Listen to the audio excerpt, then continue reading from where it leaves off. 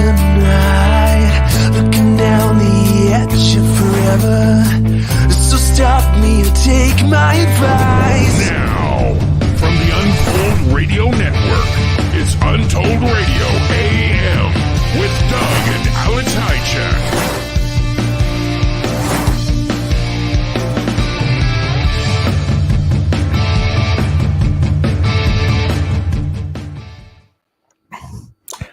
Hey, Alex. Hey, how's it going? Good. It's going good. I was out of town. I made it home. Not without its problems. You have no idea the traffic we had. Oh, yeah. It was bad.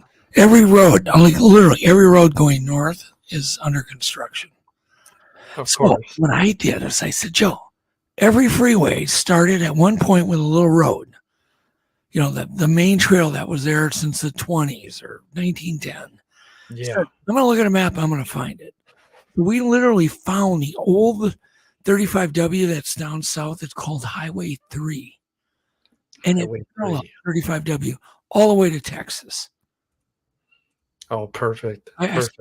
And we cut over, got onto that, and we got out of the jam, and I got home. Awesome. And Joe, he's kind of excited about it. And speaking of Joe, so we're waiting in line at Starbucks forever. Yeah. Finally I get a flat white. It's kind of like a latte, right? And we go outside. I sit on the ground. I got to dig in my briefcase. And literally I go to pick it up and it's kicked over. Like Joe, right? I mean, yeah. Because it's something you do. If you knew Joe, you just blame him. And he has new shoes on today. So I said, Joe, what's with this over here? There's a latte running down the street. Oh no. You know? And he goes, and what did he say? He goes, I am thoroughly skeptical. He's just he's in denial, but he says it in such a way I literally couldn't breathe. Oh my God. Everybody heard him. I am thoroughly skeptical. Anyhow, it's funny. So we laughed a lot today. We were together too much. So Adam's okay. Everybody wants an update on Adam. He is good. I think he's losing some of his, he's losing a little, I don't want to say it, but he's been alone a long time. Yeah. So I get this text from him. How was it yesterday? And he says, I'm doing Operation, Annoy Bigfoot. He goes, I just got done banging on 6 different trees for 45 minutes, and now I'm playing all these sounds. And I put the live cameras on. I'm hearing all this crap coming out of the speakers. I wrote back, it might work. It might. We don't know. So Operation Annoy the blank, blank, blank out of Bigfoot. That was funny. Anyhow, but he's doing okay. And he's just getting kind of like frustrated. I can imagine. It's frustrating. Especially with the heat and the rain and well, it's the outsmarting that we keep getting because he hears another zipper being opened again on the backside where there's no zippers. which and would it's drive loud. you And mad. he's Yeah. convinced they're mimicking his zipper door opening. But yet we have cameras back there, so I don't know. Must have been back farther. Yeah, maybe they're that loud. It's frustrating. Anyhow, welcome everybody to Untold Radio. I think we have a really cool guest. We got a lot of people in chat. Oh, guacamole. We've got members too. We've got Charlotte J, Patrick Collins. I see Deborah Irvin. That's a tongue twister for me. I don't know why. Jennifer Arnold. And but there's a lot of people. If you're thinking about joining, do it.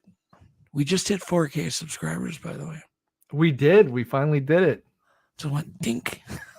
All right, now we just need 40,000. Come on, guys. Yeah, well, it's kind of exponential. It is. It'll happen. But anyhow, what do we have tonight? We have David Morehouse tonight. Yes. David is a remote viewer. He is probably the highest or most respected remote viewer that I know of. Yes. Oh, yeah. And anyhow, I just got log in. My user session, once again, has expired. Can you figure this out? Why would it expire right during the show? Because it loves you. It loves me. So once again, I got to go through this whole. It's like, really, Google? Are they trying to tell me something, maybe? I think they are. Anyhow, so why don't you tell about David while I'm entering all these passwords? Where do you start with David? He's got the huge military career. Long silence. Pause. You're putting me on the spot. How do I do this man justice? I don't know. You just say things like you just did. I'm back in. That went quick, actually. Yeah. I'm in. At least I don't lose the connection. So that's good. Anyhow, so he's a decorated military special man. operations officer, U.S. Army, best-selling author. Oh, yeah. His book is available in 14 languages. Oh. That's hard to do, actually. Yeah. I know an author I know, he just translated the Bible into like 11 or 12 languages. Could you imagine doing that? Oh, my goodness. Oh, and trying to get the meaning. Oh, yeah. Where it doesn't become a soup. Yeah, because every word in many languages has many meanings. It does. So, it does. Yeah, it's a problem. But anyhow, back to Adam again. So we have collected 200,000 clips. Jeez, Not joking. And we may be wanting some volunteers to go through 200,000 clips. That is incredible. And these clips were all triggered by motion or sound or something. Something triggered AI to go, you need this clip. So it's kind of cool. It's also creepy watching these live. That's when it's creepy. I'll be sitting there, 3 a.m, and I'll hear something, and usually I'd kind of darken the room, and I'm just watching the cameras, switching cameras. I'll look at a bank of them for a while, then I'll pick one and, blow it up bigger. And it's just creepy. It really is, because you just, at any second, the big guy could walk in. Oh, yeah. Any second. Or some other creature. Or maybe the so-called dog man. Or an alien. Could just stroll right in. Alien, dog man, a rake. A crawler. Yeah. So anyhow. But speaking of creepy, I want to talk about our national parks being a little creepy. They're getting a kind of a creepy reputation. What is something new come to light? No, it's just all the just the history that go missing, all the deaths that happen. Take a guess at how many deaths happen in all the national parks put together every year, annually. Okay, so every year this happens. Every year. I'm just gonna guess like 200 people. 330. You're pretty close. That's 330 people die a year in our national parks. I wonder how many of those people aren't. There's no cause of death. Like they never find a body.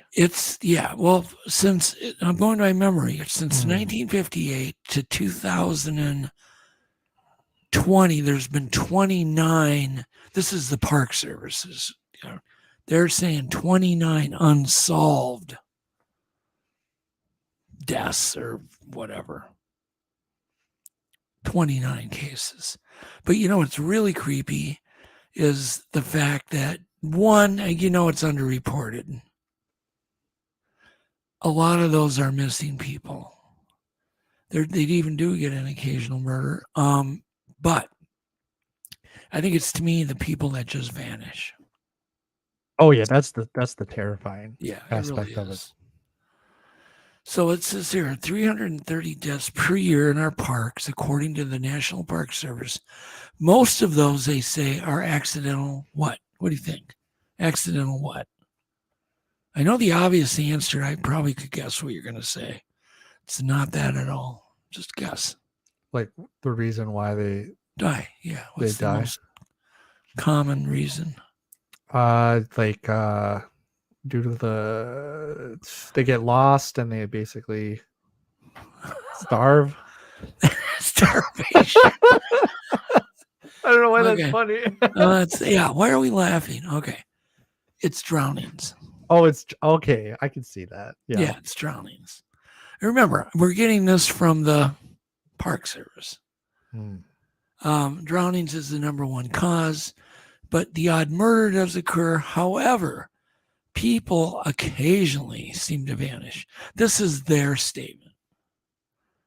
The Park Service even maintains a website with information about cold cases.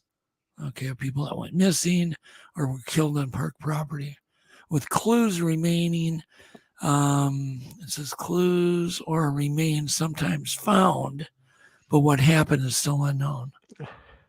So anyhow, so my advice, if you don't want to become one of these 330 people, wear a life preserver, personal flotation device, stick together. Don't do selfies on cliffs, please. That kills a lot of people too. If you're going to be hiking, bring water. Know your limits. Don't say, I'm going to summit that peak and I don't need water on whatever. I'll just drink one. Yeah, no. Bring an emergency blanket. You can bring a whistle. You can even get a tracker. That you can register. What else? I don't know. Bring a flashlight because most of the people that go missing happens after dark.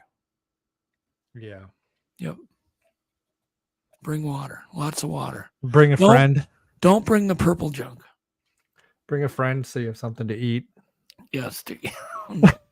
Oh, man, Alex. If you're going to be hiking in bear country, bring bear spray. Put some bells on your shoes so you don't surprise mom with the cubs. Yep. There's been a lot of bear attacks lately. There really have been.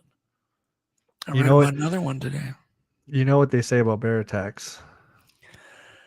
You just have to outrun your friend. God, you're dark. This is dark Alex. Everybody take a look at dark Alex. Here he is. He's come out. You don't see him very often, but here he is. Sorry, guys. Must be, let's see. According to data from the Freedom of Information Act, the Grand Canyon Park reported 785 SAR incidents, search and rescue incidents, in the period between 2018 and 2020, while Yellowstone had 732 SAR incidents, and they think that it's minuscule, is their official statement. Really? The deaths and all these missing people. And they're minuscule. Yeah, minuscule. I can't say that word. Yeah, I can't say what that. What did I say? I think we both butchered it. Yeah. Minuscule? Yeah. That's how I say it, minuscule. What did you say? Minuscule? Yeah, we both butchered it. Why didn't butcher? I got it dead on. Well, I mean, I screwed it up. Okay, it says the reason they say it's so tiny is because 15 million people visit the Grand Canyon and 10 million visit Yosemite each year. So that's 700 whatever, and the 330 deaths, it's nothing. It's like, don't even worry about it. Look the other way. So how many acres do you think the Grand Canyon covers? How many acres? Quick guess. Oh my God! I'm gonna sound so ignorant. Anybody in chat want out when beat Alex? 1,000. 1,000 acres in the Grand Canyon Park. It's over 1 million miles, square miles. That many. Yeah, that many. Yosemite is just over 750,000 acres. So they're just downplaying all this stuff. And once again, I think you can downplay it if you protect yourself. You know, you keep your eye on your bud, your kids, you don't take your eyes off them. Yeah. And don't let people hang off cliffs to get funny selfies. Yeah. Just You don't want to be messing with your Snapchat filter. Don't do the over dumb a ways cliff. to die. Yeah, don't do dumb ways to die. Okay. Did you know the political debates are going to start in just 2 weeks? Really? Yes. And It's that's heating enough up. of that. And that's enough of that news crap for that one. I'm not even going there. It's like, oh my God. What's up next? We got some clips. No. I was No, going to what's talk up, about what's some up? really big tech breakthroughs that are going to be, if they're true, life-changing. They may not be true. I'm not convinced they are, actually. Even though there have been patents filed, there's been plenty of patents filed on fake BS before, right? Mhm. So this is, have you heard of the LK99? Have you heard of LK99? No, what is that? Okay, for anybody that doesn't know what LK99 is, it is the new claimed, and I do emphasize claimed, superconductor that becomes a superconductor at room temp. If it's true, maglev trains are now dirt cheap because you don't need to go to 2,000 below zero to do things like that. There'll be no power lines will be lossless. Batteries will become 100-fold better. Blah blah blah. I can go on and on. Transportation will plummet. Change. It'll change and plummet. I mean, literally, levitation is possible if it's true. That would be so cool. I want my flying car so bad. So anybody can spend time tonight after the show, research LK99. Read the patents. Read the people that applied for the scientific papers. It's interesting. I just don't. I'm not going to buy into it yet. The other one is a new cold fusion technique. Which, do you know what cold fusion is, Alex? Yeah, it's fusion. Yeah, it's fusion of two nuclei that's done at room temperature also, without the extreme heat and energy needed to get that fusion to start. It's also possible to, theoretically, to switch on and off cold fusion. You could have a cold fusion reactor in your car. I actually have the hiccups. In my flying car. I have the hiccups, just so you know. I've never had the hiccups. And when I get the hiccups, that means I'm happy. It does. As soon as I get really happy about something. I did that to you.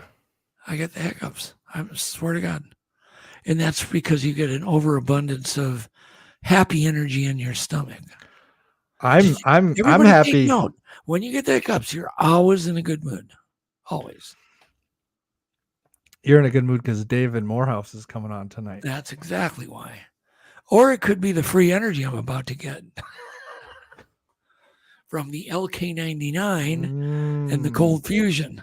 You're going to get you're going to get a kit like sea monkeys, right? You're just going to pour the ingredients in your thing and you're going to be able to heat your house for the whole winter free, right? I see. Yeah. Anyhow, enough of that crap. NASA's preparing to go back to the moon, and they said they might be able to orbit it in 2025. Jeez. Might be able to orbit it. China has got a planned manned flight in 2040. But remember, Alex, we did this in 1969. 1969. So what's the deal? I'm confused. It's confusing. They're having a problem with the heat shielding for the moon, just orbiting, not landing, just orbiting the moon. They're worried about the heat shielding. It's always the shielding. If you watch an episode of Star Trek, the shields but are always did this down. in 1969 with Apollo 11. I watched it live. I watched Nixon. Nixon called the on the moon. He called on just a regular analog dial phone. Just called him right up and talked to him. And I'm not a moon landing denier. I just find it confusing. What did some guy get everything on a thumb drive, all the technology, and lose it? Right? I'm not a moon denier. Somebody who doesn't believe we actually landed on the moon. That are you even listening, Alex? Am I even listening? Yes, of course I'm listening. We just we have David in the background. It looks like there was just an issue. I'm giving you holy heck. I'm trying to double, triple dip here. I know. You need an assistant. Everybody vote for whether Alex needs an assistant. See, not one person said yes. Not one person cares. Anyhow, but could you imagine China's planning a manned flight in 2040? And we did this in 1969, just effortlessly. Doesn't that seem weird to you? Okay. What? Who are you talking to? I'm sorry. Jennifer says you need a donut. You need a whole box of donuts. Oh man. Who are you talking to? Secret. What? Are you talking to Adam? David. Oh, David. Okay. All right. What time is it? 7:24. All right. Did you hear about the large creature? It says in the headlines today. This was today. Large creature with 20 arms found lurking in the Antarctica Sea. It's a new species, and I'm going, I got to read this. A large creature with 20 arms discovered lurking around Antarctica. I'm like, this is either the biggest clickbait article ever, or they really did find something, right? What do you think it was? It's hard to say. It was a starfish. It was a starfish? And I read away the large. And literally in the article, it says, well, the scientists didn't give us any measurements. I'm like, okay. Yeah, it's a new type of starfish. It's very similar to other ones. It's those feathered starfishes. It's a cool one. Photo one, I think you got it, maybe. Yeah. I sent it your Untold radio email. Yeah, there you go. It's a feathered starfish. That is so weird. It looks that like thing could be 1 inch long for all I know. Anyhow, enough of that crap. Is it large because it's bigger than a bacterium or bigger than a semi, or what is it? But just that article, large creature with 20 arms found lurking. Lurking? I don't know if it's lurking. It's kind of living. Is that what you do when you live? You lurk? Isn't lurk what you do in forums when you don't register? You just read them. What are you doing, Alex? Could everybody in chat help me and tell me what Alex is up to? I'm sorry, I'm in so much trouble. I'm trying to have 2 conversations at once. With who? Our guest. Oh, okay. That's fine. That's fine. Which, by the way, how are we doing on time? Well, we're going for some clips. It's 7:27. I know. What the heck did you stick up there now? Oh, geez. What are you? Oh my God. Alex is having a weird, his dark side has definitely come out. Sorry, I'm all right. Let's do a few clips, and I'll give you time to, you can pretend you're listening to me and watching them, and then you can just talk to David behind in the background. That's fine. Don't want to hurt my feelings. I mean, after all, somebody kicked over my coffee today after I waited in line for a half hour to get it. It didn't matter. No problem. I love you, Dad. I love you too, Alex. Okay. Anyhow, clip. Let's do our clips. Are you gonna do it? Yes. Yes. Clip? I'm ready for the clips. To. No, I'm so game on the clips.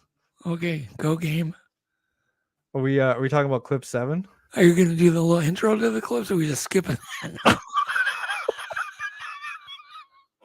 Are you just skipping everything? Oh my God!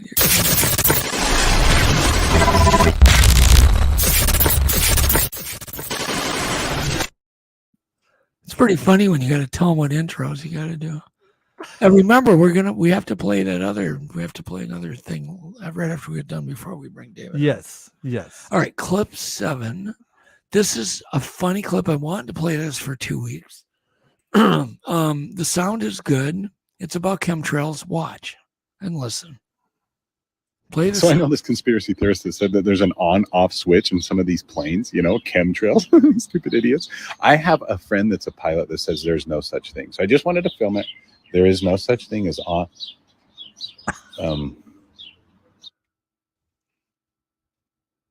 What?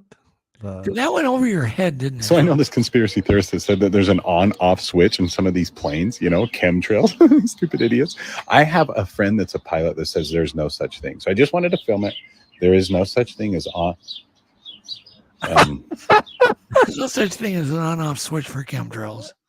Meanwhile, the trail just stopped. That went over Alex's head. Hopefully, it didn't go over anybody else. I had to digest it. It was so shocking. Okay.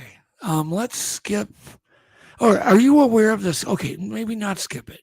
Clip 8 is about these weird sounds that people hear in the sky. They call them sound trumpets, sky trumpets, sky quakes. Have you ever heard these? Are you even familiar with what I'm talking about? Obviously not. Okay. No, I've heard of the trumpets. What? I've heard of these sounds. Have you ever heard one? Yeah, I've heard them on YouTube. You did? When? You showed me some of them. Oh, I did. Okay. Well, let's just play clip 8 because they've kind of been out of the news lately. And this just sound is good. Let's just play a little bit of this compilation. Guys, 4 videos of a mysterious phenomenon that has been occurring all over the world for a while now, and no one knows exactly why. Skyquakes, you might have heard about it. It's a mysterious and unexplained phenomenon of a sound that appears to be coming from the sky, and the ground actually shakes. This is the first video from Did this guy write the article? Did this guy write the article on the starfish, Alex? I wonder. What did you say? I couldn't hear you over there. Did that gentleman write the article about this gigantic starfish in the Arctic? He's very dramatic. Hello? He was very dramatic when he introduced it. Oh, it was super dramatic. Yeah, okay. Just back it up a little bit so we can hear this. Got it. Sorry. Have been released. Somebody pissed off Godzilla. I don't know. What the hell is this? Whatever it is, it's shaking my house.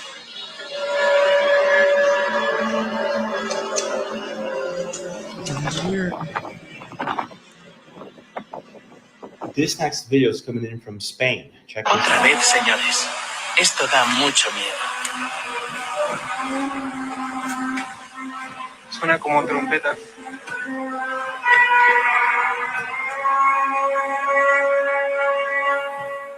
This next video is coming in from Peru.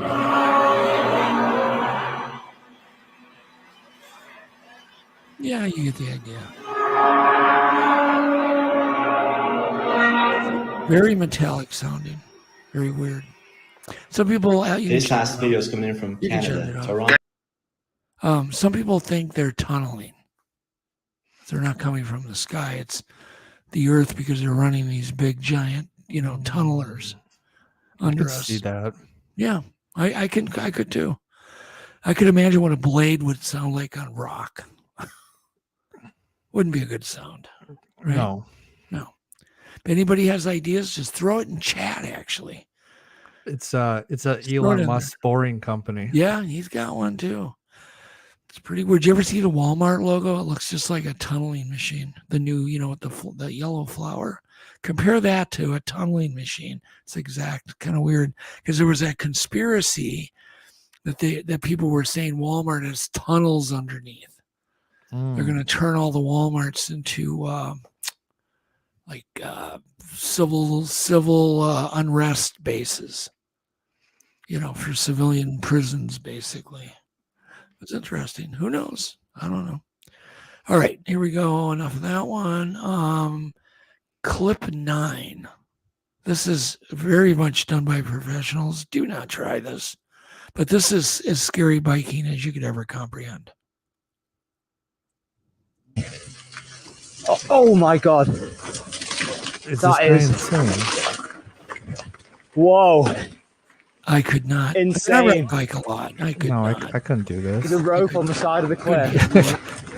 I could handle one run of it, but not How like, keep sick going. is I couldn't even this? walk that trail. Oh, jeez. See, it's Oh the my problem days. is it's the speed they're going. It really is. Freaky. Yo, Anytime there's a warning to not do something, I'm way ahead of them. Yeah. never ridden anything like this. Oh my god, I'm the sure drop it's left is actually like much narrower than it looks.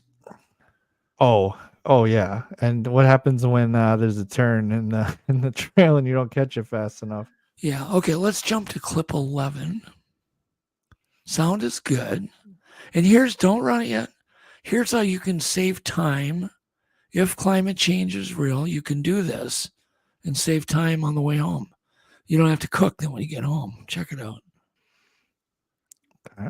So how to save time during climate change. We have quantum No, locking. that's not clip 11. Once again, Dark Alex is out tonight. Oh, there we go. Okay. 11's got the 2 ones. No? There we go. We're in Okay. Vegas. It's 115 degrees. You don't even have to wait till you get home from the store to cook your hot dogs. Oh man, we should. That's how they cook them at the gas station. Yeah. I call them dusty dogs at the gas station. Think of all the body dust on a gas station hot dog. Out in the open like that, people walking in, shuffling in all the dandruff and all the whatever God knows. They say that most of the dust floating around the air is from skin cells. Yeah, I could see that. So could you imagine eating a gas station hot dog, which I do and have often? So you're basically a cannibal. Oh my God. This is definitely Dark Alex tonight. Okay, clip 12. Clip 12. That's a 1-2. That's the one you had on, the one that you had on instead of 11. Okay. This is the superconductor, the LK So we have 99. quantum locking. The superconductor is locked. Oh, in this is space, about quantum and it locking. stays Okay. wherever I put it. But this is what See, they're this is claiming the quantum trapping. LK99 can do As at room as long temp, as Alex. it's So the cold, it's Follow? superconducting. I It's can frozen with flip liquid nitrogen. it upside down, Right. and it stays locked. So the fact that it's superconducting So quantum is locking locking the is magnetic real, field but in they're three claiming they dimensions, can do right? this with the So it's actually LK99. floating above the surface. Yeah, it's not floating. It's locked. So now picture above that the as room surface. temp So it could instead you of could tilt it frozen. at an angle and and it liquid would Yeah, you fly put it around. like this, and it will just. I remember go when this like first came this, out, people didn't believe it, because it. but it's So very when you real. put it at different height, All right. and then like this. And lock it at the height. That is some sci-fi. So you just saw stuff. a hovering hunk of metal, right? Now let's go to clip 13. Sound is good of a UFO hovering over an Arctic lake. I don't know if this is real. Oh, that was very familiar. Whoever put this together did a damn good job.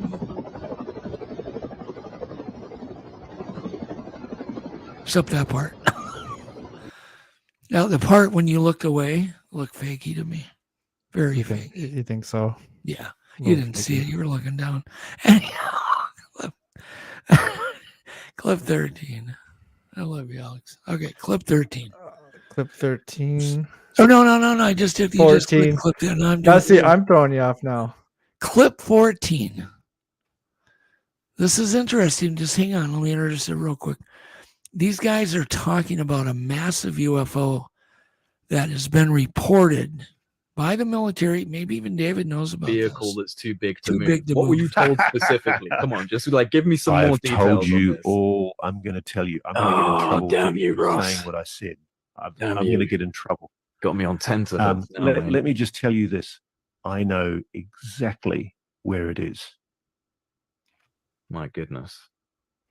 My goodness. Do you think that's going to come to light? One day. One day. Yeah. And it's really interesting because it's absolutely gobsmacking that it's being kept as a secret. By the way, this is the guy that broke the David Crush Imagine having an story. object that's so big, The whistleblower story. it's just not conceivable to move it. I can't. So he has a lot of I can barely credibility. even comprehend that. He's got the webcam David Ellis I thought had it that was one time. bollocks when The I heard big it too, and webcam. most people listening to this will anyway. But yeah, I mean, again, just an allegation, but one that I'm, assured should be taken seriously, and hopefully will be being investigated by the Congress. Because again, where did the money come from? All right. What's that money accounted for? We got the idea. Did you see his face? It was bright pink. I said he had the same webcam as David Ellis. Remember Pink David? Yeah. When his mom was putting away the silverware. I don't know why I cannot get that out of my head. It's like, David, I hope you got your new webcam. Clip 15, the first Cybertrucks are now rolling off the assembly line. And I know even my neighbor ordered one. Would you ever drive a Cybertruck? And boy, did the Cybertruck look good. That's good. You don't need sound, but they're weird. I don't think I could. I could drive one. It'd get too much attention. It looks like the microwave oven went through a metal bender. Yeah, or like a fridge with wheels. It just looks, like a refrigerator. It just does not look. I don't know, something about a painted, smooth, rounded, with corners. It looks better, but whatever. People like them. Believe it or not, that's it. So should we go to a quick break and have David on? Let's go to a quick break, and we need to do the This Week in Bigfoot too, our preview, and then we'll go to David. Sounds good. All right, great. Hey everyone out there on Untold Radio Land, this is Brendan Brown, host of the fastest 30 minutes in the cryptid world, This Week in Bigfoot. Here's what we got coming up on the next episode this Friday night. A brand new discovery in human evolution out of eastern China has us all asking the question, how much do we really know about our ancestors? Mike Lucci talks Bigfoot skeptics, then breaks down a brand new Bigfoot video for us, this one out of the Bluegrass State. Snowwalker's got an axe to grind about UFOs or UAPs, whatever you want to call them, in the latest 2 Minutes With, and the Bigfoot community is left brokenhearted once again for the fourth time in 5 weeks. These stories and a whole lot more this Friday night at 8 on the next This Week in Bigfoot, only on CARC Universal. Be there.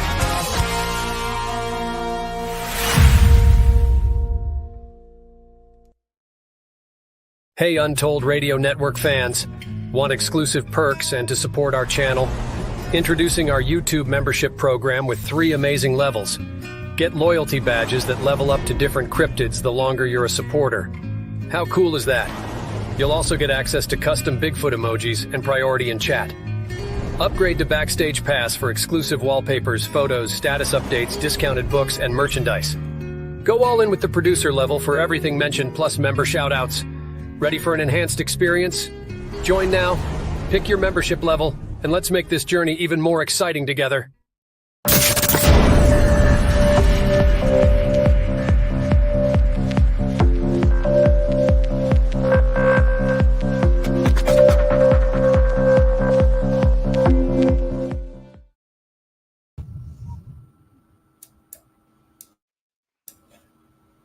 We're back. All right. So we introduced David on, and so I think more people requested David than, again, almost maybe more than any other guest. Is that correct?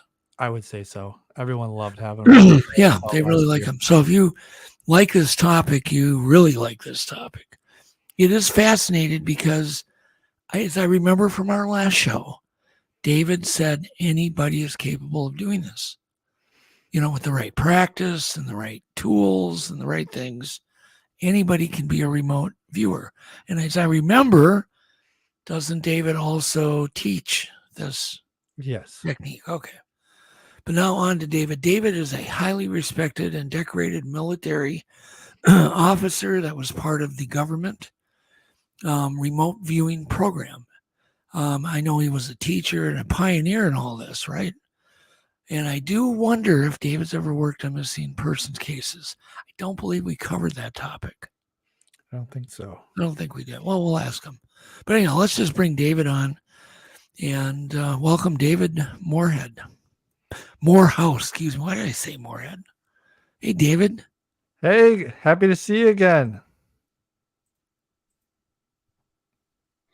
There he is. How are you, David? Can you hear us, David? I don't think David can hear us. In fact, I know he can't hear us. Why don't you shut his camera off until you make contact with him? He's definitely entered the studio. You want me to give him a phone call? Yeah, why don't you do that? I don't think he can hear us at this point. I'll be right back. Oh, right. Anyhow, okay, I'll throw some trivia out there because I like trivia. People in chat can answer just for fun. Just for fun. Let me move this over. Okay. How many people in chat know how many time zones are in China? China's a huge country. How many time zones are in China? Anyone want to guess?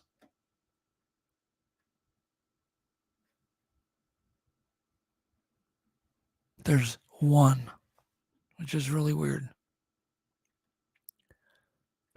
Okay. We'll just try to get his attention here. Oh, you can't get him on the phone either. I'm here. Hey. Oh, David. Here, guys. Yes. Hey. Oh, we just introduced you. I don't know if you heard us. I didn't. No. Oh, okay. Anyhow, we got you on board now. That's awesome. I'm here. And one of the first questions we were going to ask you, have you ever done any missing people? Because we were talking about all the people that go missing in national parks. Have you ever worked on any cases, weird missing people cases? In what context? Well, I let's was say, in the remote somebody goes unit missing. or afterwards. Yeah, I would say understand probably. what the question is. I'm asking you a time frame in the remote viewing unit or afterwards. No, I'm thinking afterwards, after you're No. not working for the government. No. Have you ever done it while you worked for the government? Yeah. Okay. We did a lot of work on individuals that have been taken hostage, like Lieutenant Colonel Higgins. Gotcha. Serving as a UN observer, taken hostage by Hezbollah, or during, the Lebanon crisis, and was tortured to death. And so, yeah, we did that and others similar to that. And is there any official answer you can give us on how that all worked out on the government ones?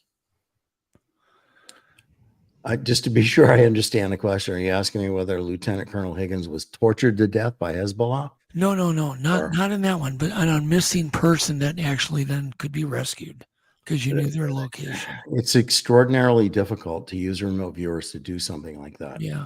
And the reason is that because of all the rules that apply to remote viewing, not 100% accurate, et cetera, et cetera. And if you look at, let's just say I was to give you a photograph of Lebanon during that time, and I ask you to describe a particular building on a certain street. And then I ask you to describe another building on a certain street, and another building, and another building. Explain to me what would be the difference in those buildings. Yeah.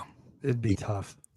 It would be difficult unless it was maybe in like Denmark where the buildings are often different. But colors. it wasn't, right? Right. It wasn't. Yeah. So then how do you send Delta Rangers to cordon off, or in those days, SEAL Team 6 wasn't even thought of to do something like that.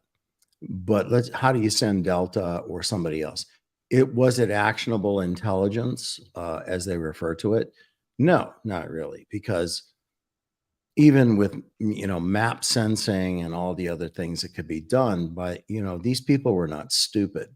They had an intention in what they were doing and the evil that was being applied. And they weren't going to leave somebody there long enough for anybody to figure out where somebody might be. They were constantly moving them. And I mean, you saw that even in what ISIS or Al-Qaeda was doing with with captives that they took. They didn't leave them around long enough for U.S. forces to figure out where they might be. They kept moving them constantly. And while they were moving them, there was still the whole torture of stress, the whole torture of you maybe won't live through tomorrow, the whole torture of everything else. And I mean, our whole effort with Colonel Higgins and others that were done before me, and I'm sure after me, was to try to provide information to the intelligence services as to whether or not these individuals were hanging on. Were they still alive? Were they not alive? Now, I don't know what that did in terms of being able to direct actionable intelligence, but that was what we were asked. So people ask me that often. The question you ask is not an unusual question. But people ask that question a lot, like, what was that like? Well, you shouldn't ask me what that was like because, people like me and those that were there that were doing that kind of work, we were doing that kind of work so other people didn't have to do that kind of work. It was not good. Can you imagine, tapping into the mind or the senses or the emotions of somebody that was being basically tortured to death because they were an American? Because they were an American that had a blue beret on as a UN observer. Yeah. It was a horrible thing to do. And it kind of lends to the credibility of, or just to the horror of the things that we're kind of being asked to do. Not that we didn't sign up to do it, but and you guys didn't ask this, but there have been people that have stepped up, as recently as like a month ago and said, like, well, tell us tell us about all the most exciting things you guys did. Well, what did you think that might be? Did people think that we were like remote viewing Disney World, or that we were looking at the dark side of the moon, or that we were, looking at shopping malls? I mean, what did you think we were doing? It was a rogues gallery of targets. Yeah. We were Cold War warriors in the midst of not only the Cold War and all that entailed, but there were still terrorist activities that were ongoing in different places. Planes being blown up, killing 250 people, innocent people. There were still all these other things that were going on. So we were being asked to look at everything from, drug shipments and where they might be in certain freighters and what the planned, convergence of different freighters to transload drug shipments of cocaine, to one place or another, or heroin out of France or something else. I mean, we were asked to look at a lot of different things, but none of it could ever be chalked up as, enjoyable. Yeah. I mean, none of it. It sounds like the emotional cost of being in this program was immense. It is not talked about often enough, I don't think. Look, I don't claim any PTSD from it because it was nothing compared to other things I'd seen. Right. And it was nothing compared to 20 years of war and the global war on terror. Nothing compared to that. But was it something that, that people that they needs to be talked about in polite company or shared with folks? I mean, only if you're prepared to hear what it's like to feel somebody be tortured to death. Only if you're prepared to do that. And I don't think most people are. And I don't think that's what your show is about or anything else.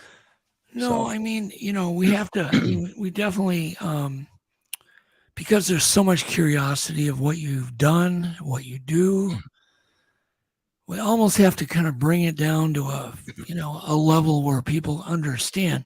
Because I know, because I've heard, it's extremely complicated what you do. It's not easy, but it can, obviously you've taught it. What do you mean? Like the remote viewing or? No, the remote viewing. It's a process. It's not like, somebody can just hear a podcast and they can probably do it. It's not that easy. No, that absolutely that's is what not I the mean. case. Nor can they take a 1-week course and then step away and go, I can teach this. Right. To do that. And if you allow yourself to be, taught by somebody that's done a Right. 1-week course, and there's a lot of them out there. That's just folly. I mean, that's Darwinian, Right. pruning at its finest, in my opinion. Right. Not a good thing to do. What I'm trying to get at, we're not going to ask any questions that we know the answers to. We're coming from a very innocent part of it. We hear the word remote viewing, as most people do, and it sounds kind of like, just what it sounds like, and that's all there is. And you can just remote view the next future lottery ticket, or where the gold is hiding in the desert, and all these fantasy type things. Correct? I mean, that's what most people go brought to. that up. There's another show that asked me to be on Sunday. Was asking me all about the remote viewing lottery tickets, because there's actually one of my former colleagues that goes, "Oh yeah, well we can actually do that." No, you cannot. I mean, for fuck's, I'm sorry, I didn't mean to say that. For whatever sake, you cannot do that. Yeah. I mean, it is like remote viewing a potential in future time. It's a potential. Right. I mean, and let's just say to win this lottery, you have to get, I don't care, 3 numbers, right? Or 4 numbers or 6 numbers, doesn't matter. They have to be perfect. And it goes back to, the number one rule in remote viewing. It's not 100% accurate. It never has been, and it never will be. Why? Because it's subject to human interpretation. And we are not perfect in our, analytical mind and being able to, detect, decode, and objectify what we perceive.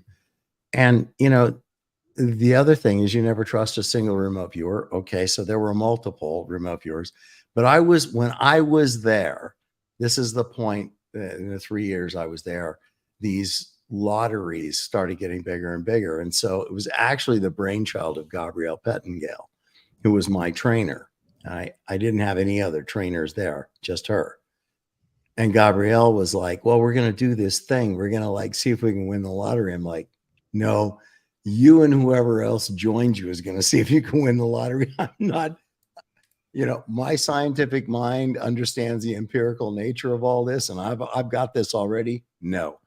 But everybody there was like, they were putting money in. You had to put money into the pool to go buy tickets.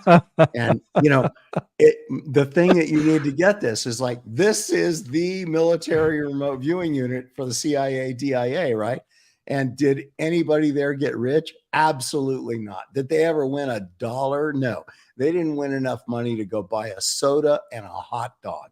That just didn't happen. So why? It's not because the process, the protocol itself, the intelligence collection methodology is lacking. It's because of the nature of the problem. You're being asked to look into the future and see a particular potential with 100% accuracy. Yeah.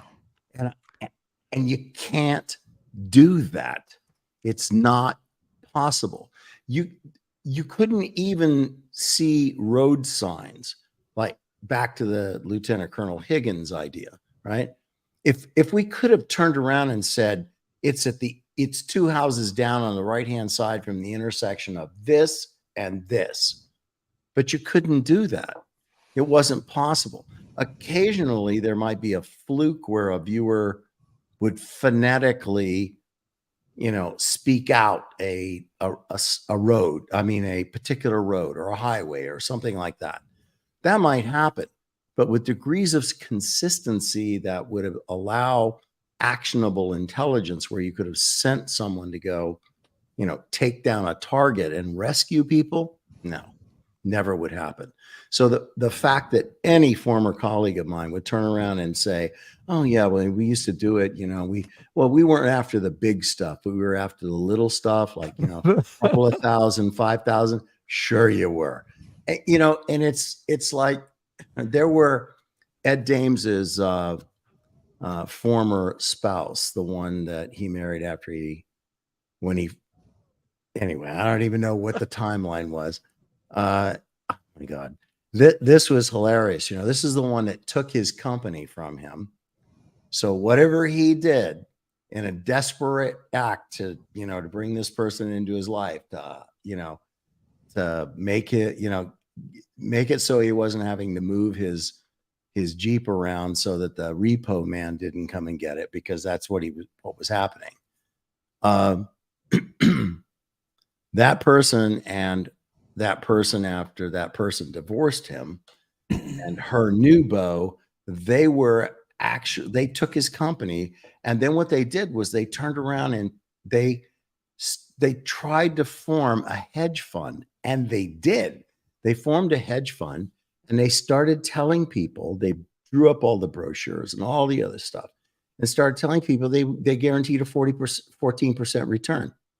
Does that sound like Madoff to you, maybe? So they started doing 14% returns, and that didn't take long for the SEC to find out about those two people. Now, David, did they advertise that they were using paranormal abilities? They were using remote viewing.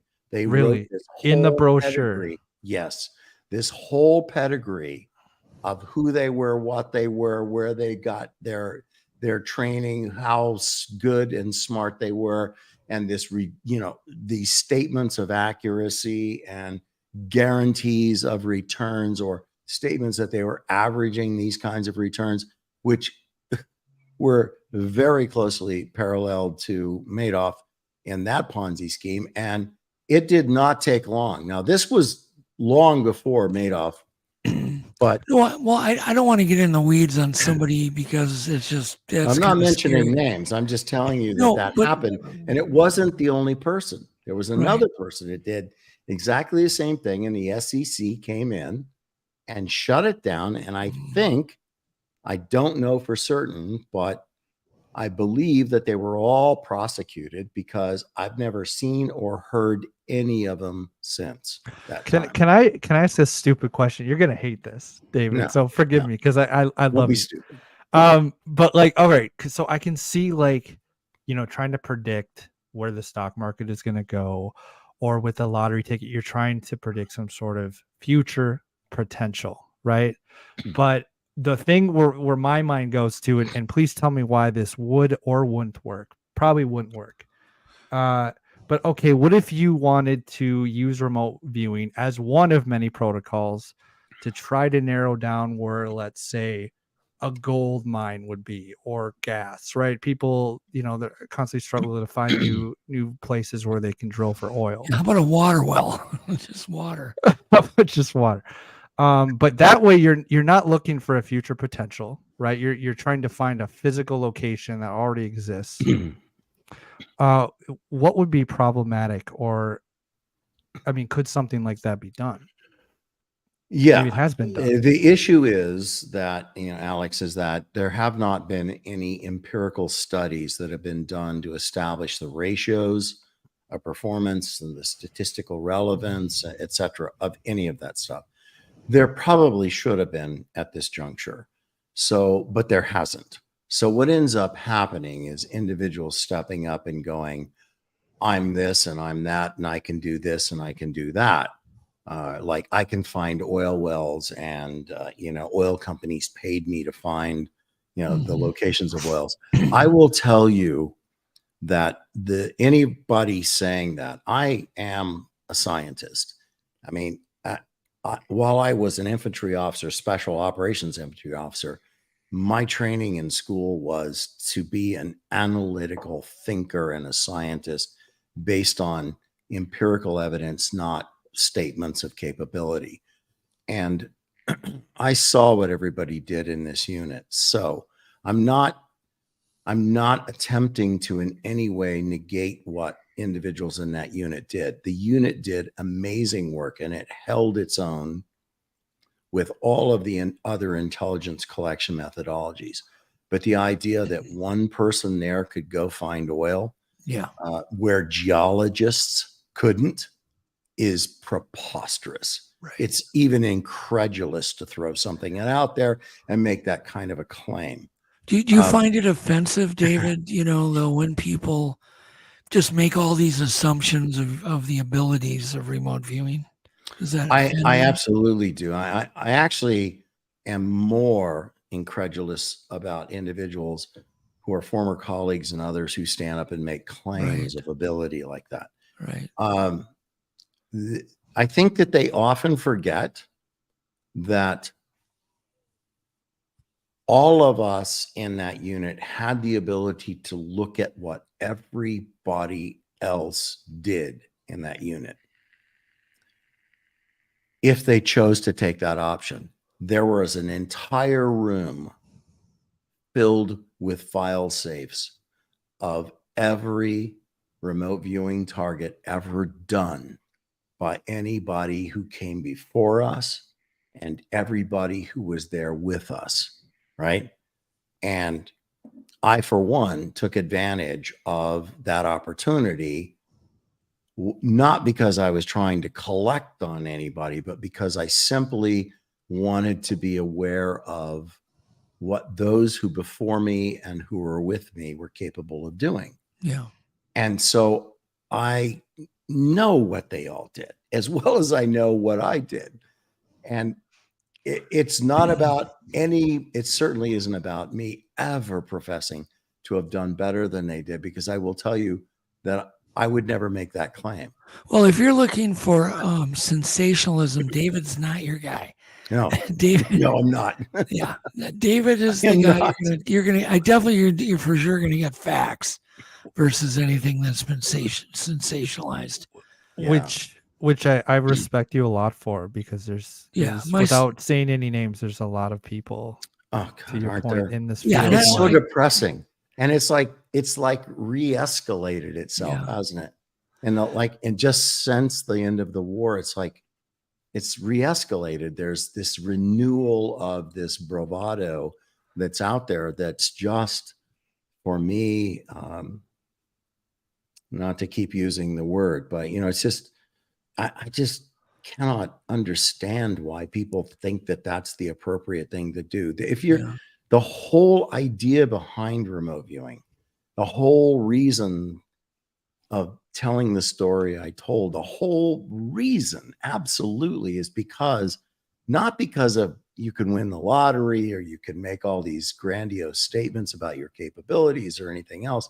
It was about that simple process. That protocol was the one single thing in my life that I found that took me from a place of belief that there might be something beyond the physical to knowing that there was something beyond the physical and that I was part of it and that I had always been and that I always will be. And for me, that was the most powerful transformation that I ever experienced in my life, despite the fact of my involvement in a church at the highest levels and other things that I had done in my life and things that I had said in my life that I really, in retrospect, look back and to a certain degree regret, because what I was saying were things that were established on a basis of belief or faith, but I did not have the knowledge. I did not know. And I did not have the confirmation that I would stand up and tell other members of a congregation that I had. Yeah. So, Can I ask you, because sure. It sounds like from your book that, and tell me if I'm wrong here, when you first started to actually dive into remote viewing, even as you were having some of these experiences, it took a while before you had confidence and a certain knowing that there was something beyond the physical. Yeah, very much so. I was very skeptical of it. I was, first of all, the only special operations soldier that was ever brought in, our Army officer that was ever brought in. I was the only combat arms officer. I was the only officer with combat who was ever brought into the organization. And my forte in life, at least at that point, coming out of the Ranger Regiment, was being a trainer. And that I was a trainer because I had been trained by the finest trainers in the Army, like Kenneth C. Lure, the guy that was given the Creighton Abrams charter to reform 1st Ranger Battalion, which basically restarted the Ranger Regiment as we know it today. And to carry the moniker, to carry the title, according to Joe, Brigadier General Joe Stringham, Major General Kenneth C. Lure, General Wayne Downey, as Morehouse is the finest trainer in the Ranger Regiment. I was an empirically designed, trained individual to train men to go to combat and to win. And so when I came into that unit, I was in a place of, well, it wasn't that environment. It was a place that didn't have a program of instruction. They had no training outlines. They didn't even have a manual at that time when I came in there. And so the questions that I asked is kind of, people were like doing this, like, oh, no, no, we don't have that. And I couldn't understand it because everything in the Army was designed based on, at that time, especially since the mid 70s, performance-oriented training based on Robert Mager, everything outcome-based evaluation and training, everything, task, conditions, standards. You taught people based on these things, training objectives, intermediate training objectives, terminal training objectives. To get here, you do this, this, and this to these standards. Didn't exist there. It was all just this kind of loose-based, well, whatever works. And they were all very much individuals who had grown up with this self-perceived and then proclaimed capability of seeing distant in space-time. And that's how they got there. It wasn't like some test that was given. Did you bring scientific protocols into the? I wished I could say that I did. I found myself in a very bizarre position. I was with individuals who had been there, many of them for years. I mean, some of them were there for 15 years out of a 20-year career. Some of them slightly longer, maybe a year or two, others just a few years less. And I was only there for 3 years. And I mean, when it came to 2.5 years, really 2 years, I was ready to go. I mean, it was not necessarily my cup of tea. It was a fascinating, empowering position to be in a unit to be part of, but it was not the path that I was on, despite the fact that I later found out that if it had not been for that organization, I would not have shifted my life and my path and my purpose to the direction I was supposed to shift it. I would have gone right back to what I was doing, which in retrospect was not the path that I was supposed to be on. And it was that unit that was the catalyst for that to happen.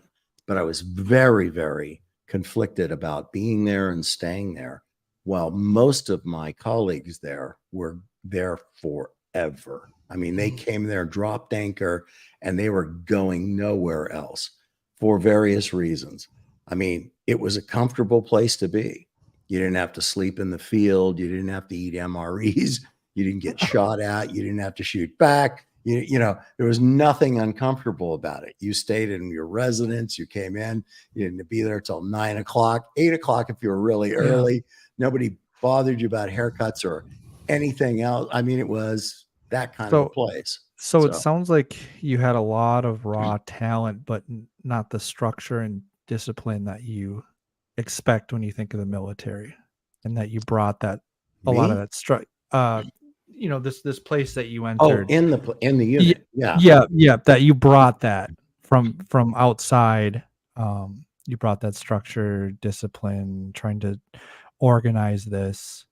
And one thing I wanted to ask you, I just want to say to that comment, Alex, that I can tell you right now that any of my former colleagues who would hear this will take issue with that. We'll be like, oh no, he did not. All I can say is that in my final 90 days there, because there was no manual, Fern Gavin and then Dr. Jack Verona, the chief scientist of DIA, who had direct oversight of this organization, the two of them came to me and said, Well, we know what is said of you in the Ranger Regiment. So do you think that you're capable of writing a manual for coordinate remote viewing? And so I did. It was 230 pages. I did that in 90 days. I wrote a 230 page manual and I handed it off to Fern Gavin as I was leaving the organization and going to Torn Image to be a strategic deceiver, that's a whole nother story. And I understand that manual, despite the fact that it was given to them, and it's actually the manual that's in that manual I elaborated on it over the years. The one that was published in 2008, which is by Sounds True, which is remote viewing, the complete user's guide to coordinate remote viewing, which is I think 421 pages. I just took the manual that I wrote and handed to Fern, who handed it to Dr. Verona. And I know what happened.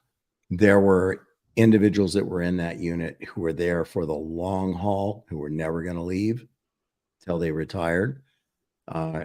They turned around and went, no, that guy's not going to write a manual. He's only been here 3 years. We're going to write the manual. So if I played a role in inspiring a manual to be written by those who had been there 15 years, hey, I'm good with that. But the point is, you can't bring new people in to train them to be remote viewers and give them no manual, no training outline, no program of instruction, and just stand at somebody up in front of them to go, okay, let me see. Here's how I think this should go. Well, I was going to mention too, we had David on earlier. You can find it was a pretty complete interview, and you do get into a lot of I would say the fine points of remote viewing. What I'd kind of like to do, and I don't even know if we can do it. One, there may be some people in chat that have specific questions. You're going to have to listen to their questions with complete innocence, because there's a lot of people have no exposure to remote viewing, but they've got some good questions. Yeah, let's go. And I've got a bunch of dumb questions. I probably have 200 of them, and I'd love to get through some of them. One of them, do you believe in psychics? No. Okay. And do they have anything in common with remote viewing at all? Not with remote viewing. Okay, I mean, good. it's, and I have to answer in context. Sure. I mean, you can look at what started to happen for a number of reasons, is that this term remote viewing, which is this is a term coined by Ingo Swann, applied to this phenomenon. Okay. It is not something that was in common use prior to that happening. And it is certainly not a term that was used in common use prior to the writing of the book Psychic Warrior. Nobody used the term remote viewing, not Joe McMoneagle, not Paul Smith. Nobody who wrote a book turned around and went, oh, remote viewing is this. But what's happening, or what has happened since that came out in 96, is it has now taken this whole idea of psychic phenomenon and it has given it a degree of credibility. Why? Because it was a military, CIA, DIA intelligence collection capability. So the fact that it came out of Stanford Research Institute International, born of scientists, physicists, actually brought forward, then utilized, adopted, molded, changed slightly by Ingo, taught to the military, used in the U.S. Army. That was the unit I was in, DIA, U.S. Army, CIA, and then also allegedly used in a Navy program and an Air Force program. I don't actually know if those were real, but that's what I'm told. Everybody who professes some sort of a psychic capability, some sort of a clairvoyant, clairaudient, clairsentient, anything, whether they are dealing in intuition, keen intuition, sixth sense, clairaudience, as I said, dealing with claircognizance. There are 72 different categories of this human ability that all pile up, and people are all now shoving it up under this kind of an umbrella term, calling it remote viewing. Gotcha. None of those are that. It's not that. Astral projection is not remote viewing. Shamanism is not remote viewing. Okay. Automatic writing, channeling, transmedium, not remote viewing. Remote viewing is a very defined protocol. It is very narrow in its scope. It is challenging and difficult. And if you want to do it, it is the one single thing that will take somebody who has no idea or no belief that they are, in fact, a transmedium or naturally a gifted psychic or something else. And it will give them an absolute, irrefutable, empirical evidence that they are more than the physical, and that they always have been and always will be. And that is the critical piece of this entire interview. If I could say nothing more, that's what I would say to people. But all of the other 72 things, I mean, talking on Clubhouse and any other podcast, I've had people come in and go, I'm a practicing shaman, I'm a remote viewer.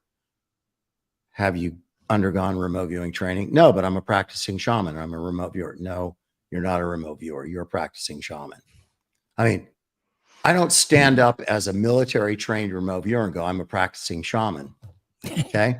Yeah. That would be preposterous, right? For me to say that. But there are people that have no compunction whatsoever of flipping that script and going, oh, well, I'm a practicing shaman, I'm a remote viewer. No, you're not. Oh, I'm a transmedium, I'm a remote viewer. Nah, actually, you're not. If you've not been trained, no, you're not. Oh, well, you know, I do automatic writing, or I've done astral projection, I'm a remote viewer. No, you're not. You know, I work in energy medicine, I'm a remote viewer. No, you are not. Yeah, you're not a remote viewer. Okay. Okay. Has your group in the past ever been portrayed in any kind of TV movie or TV show or anything? Oh God, yeah. Has it ever been portrayed properly? And what are your thoughts on that? Yeah. I mean, back in the 90s, there were a bunch of shows. There were Unsolved Histories, Unsolved Mysteries. There were, there was,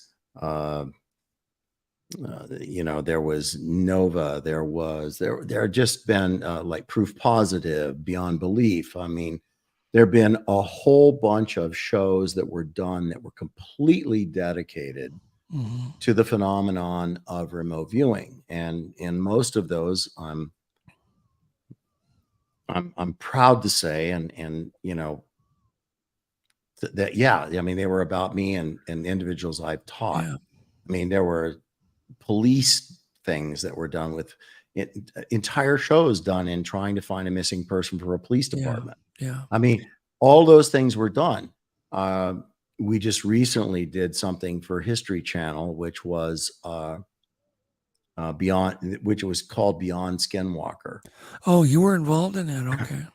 Yeah. In episode 3 of Beyond Skinwalker, I was contacted by a producer, and here's the problem. I had stepped out of this process, teaching remote viewing and everything else during the war, because I was involved in forming a medical training company. We were training in battlefield medicine, and that's what we were doing. That's what my income was. That was what my life was at that time, and to a certain degree still is. But I was asked, because I started talking on Clubhouse, and I was doing it like every Friday night, 16 hours. So people are like, oh, listen, listen to this. And so History Channel came to me, and a producer said, look, we're doing a new series, not Skinwalker Ranch, but Beyond Skinwalker Ranch. And we would like to put remote viewing in there. And I had to go through this kind of laborious process of understanding that television today is not the television of 20 years ago. Yeah, you're telling me. Yeah. I mean, they don't have the budget, they don't have the time, and in particular, places like History Channel and others, they have this, what they consider to be a template of success. I mean, and I think that kind of started with Oak Island. So Oak Island, is now in its 11th season. Still haven't found the gold. Yeah. But it's in its 11th season. And Yep. every episode, every season is like, it's all staged and positioned like it's going to happen. It's going to happen. Don't miss next week. And people are getting to the point, if you actually read the reviews, people are like, to heck with this. I don't care about this anymore. Well, so I had not seen Skinwalker at all. I had not looked at it. But I'm told now, and I have a business manager goes like, yeah, you probably need to look at what's happening in Skinwalker and at Skinwalker and what the whole template of success for Beyond Skinwalker is. I'm like, okay. And I'm talking to the producer and I show up to do this. The episode 3 is the episode that I was supposed to be part of. Now, I'm not naive. I understood that this is a one episode. And I also, because I was told you need to watch how they do this stuff, I looked at all of the testing and, the scientific measurements and other stuff that went on. I couldn't understand. I mean, I was at a point where I was like, well, wait a minute. Don't you know that 1.65 frequency that they're trying to say, like, that's such a unique frequency? You guys all get this, right? I'm looking at the people who are with me and I'm going, you understand what that is, right? And they're all like, no, but Travis says that it's space. It's a frequency. It's a sat phone frequency. You understand why we use sat phones? I mean, you can be out in the middle of the Atlantic Ocean. You could be in the middle of the Atlantic, the Arctic. You could be in the middle of the Antarctic. You could be in the middle of the Amazon forest. That's why sat phones work, because that frequency is broadcast all over the face of the planet, pretty much. You could be in a cave and it might not work, but everywhere else, you're going to get Iridium's 1.65 or whatever else. But that's now presented as like this unusual thing that's happening. And oh my God, I don't know why this is occurring. Now, look, it's not Travis and Eric. It's not them. They're role players in what's happening with this, right? But here I am now, and before we do this, I get 70 remote viewers in 7 different countries. 70 remote viewers. Every one of them trained by me. And why did I do that? Because I wanted to make sure that I had everybody producing the same kinds of data with the same kinds of summary training, with the same kinds of protocols. I did not want to have somebody trained by somebody else or somebody else who was going to come in and tell me, oh, I think there's blue at the site. I wanted volumes of data. They produced thousands, some 3,800 pages of data on one target. Whoa. Which was thousands of data points. And those data points were all pulled together. And there were 3 separate targets. 3 separate targets. So they wanted me to talk. Can you share what those targets were? Share one. I can share one, but I just want you to understand it. If you really want to know how this went, I'm happy to come back and give you the entire History Channel briefing that I gave to Travis and Eric. That then your viewers would understand completely what we did. But 2 targets were, one was what's called a horizontal sensing. The horizontal sensing was done at 9,000 feet, 12,000 feet, 42,000 feet, and 100,000 feet, which is right at the edge of space. There was a vertical sensing target done. And the whole idea there was to identify hotspots. How that happens is a whole nother lecture, but you're looking for hotspots, and then you're looking for, out of 70 viewers, doing 4 separate points on the horizontal dowsing, not dowsing, horizontal sensing. And the horizontal sensing at 9,000, 12,000, right? 42,000, 100,000. They are sensing points. Every time they sense a point, how they sense the point is a part of the instruction, and it's up to the individual viewer how they do it. They can do it in a number of different ways in which they can identify a point. When they identify that point, they number it. Number 1 is the first one. And then what they have to do is go to a separate piece of paper, and they have to write down all of the information that they might have that's coming to them through the detect, decode, and objectify process. That could be stage 2 data: colors, textures, temperatures, taste, sounds, smells, dimensionals, energetics, emotionals, aesthetics, intangibles. Okay. They're writing all that stuff down. So they're writing 1 or 2 pages on one point that was sensed. And then it goes to the next point, and then the next point, and then the next point. So if you're following the logic here, by the time they get done with that one target, they can have upwards of anywhere from 5 to 25 pages of data, and all of the verbal and visual sensory data that they've sketched and recorded pertaining to that one point. My job in the analytical team was to consolidate that from 70 viewers and to establish what are called major and minor clusters of data. So theoretically, there are 4 major clusters of data and an assorted miscellaneous minor clusters of data. That shows that the major clusters of data for point 1, 2, 3, and 4, that those are hotspots. Those are places where anomalous activity, or to use the lexicon of that television show, high strangeness, are taking place there. So that is all put together. And then, the viewer does a grand summary, etc. And my job was to do a grand summary of all the viewers' grand summaries, and to pull that together, and to pull together the graphics and other things to brief to History Channel. There were 2 other targets. Okay. One was a horizontal. That was the horizontal. There was a vertical, above ground, below ground, on the ground.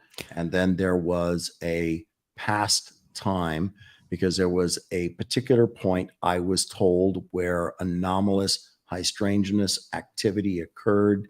And I believe it was 1973, and they gave me a specific date. The viewers did not know that it was high strangeness or where it was.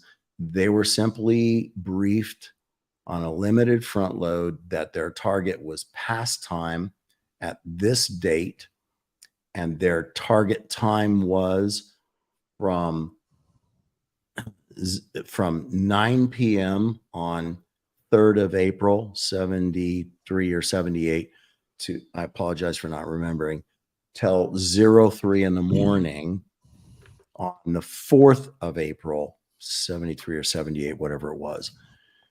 And they were supposed to be describing the event arc of time that took place in that 6-hour period. And so the amount of data that was produced was overwhelming to the producers. It was intriguing to Travis and Eric, tremendously intriguing to them. And then there was a big discussion like, oh my God, can we get AI in here to assess through this? Yeah, but not after the fact. We need to understand that you're going to do this and what you want to look for, because this stuff has to be de-identified. I can't take a remote viewer who's put their name down there for me, who's in Sweden someplace, and then just turn that over for some data input person to turn it over to AI. Do you understand what I mean? It was there's a confidential issue there. Whether that person would have said, I don't care or not, my job was to make sure that they were protected. I can't put their name down there and where they're from and what they were doing. I can't do it. So well, how long, David? I need to interrupt. Go ahead. How long did this all take place? This one assignment that you guys are doing. This take it took place us. in days? It took us 2 weeks. 2 weeks. Okay. Yeah. Yeah, it's kind of an important fact here. It took 2 weeks to do this, and you know, could it go faster with AI? Yeah, but it could also go. You know, and I think that Travis's issue with the whole thing at this point, at least what I heard from the producer, was like he was kind of like, that was really good stuff. And it would have been really good to know that going in, so that we weren't just planning all of our experiments in a vacuum. We should have employed that first and then used our experiments to validate or to look in those particular areas, these things that were being pointed out by the remote viewers, which I was hopeful in that respect, because I was beginning to think like, okay, so maybe this won't just be a you know, a template, a recipe for saying next season we're going to get to the bottom of this. Because I can tell you right now, I mean, every guy I know that's a ranger, that's special ops guy, they're all like, so you're going to drill 250 feet into the side of a bluff and shove a camera in the hole so you can look at something that nobody knows what you're looking at. And then you're going to pull out some filings to say, yeah, this is very similar to the stuff that's on the space shuttle. Every special ops guy I know was like, pack that thing, you know, with C4 and blow the side of that bluff off, and then we'll see what's there. Okay. You know, and so people were like, you know, yeah, let's do that, you know, kind of thing. So I can say, you know, I love History Channel. I love what they're doing. I do.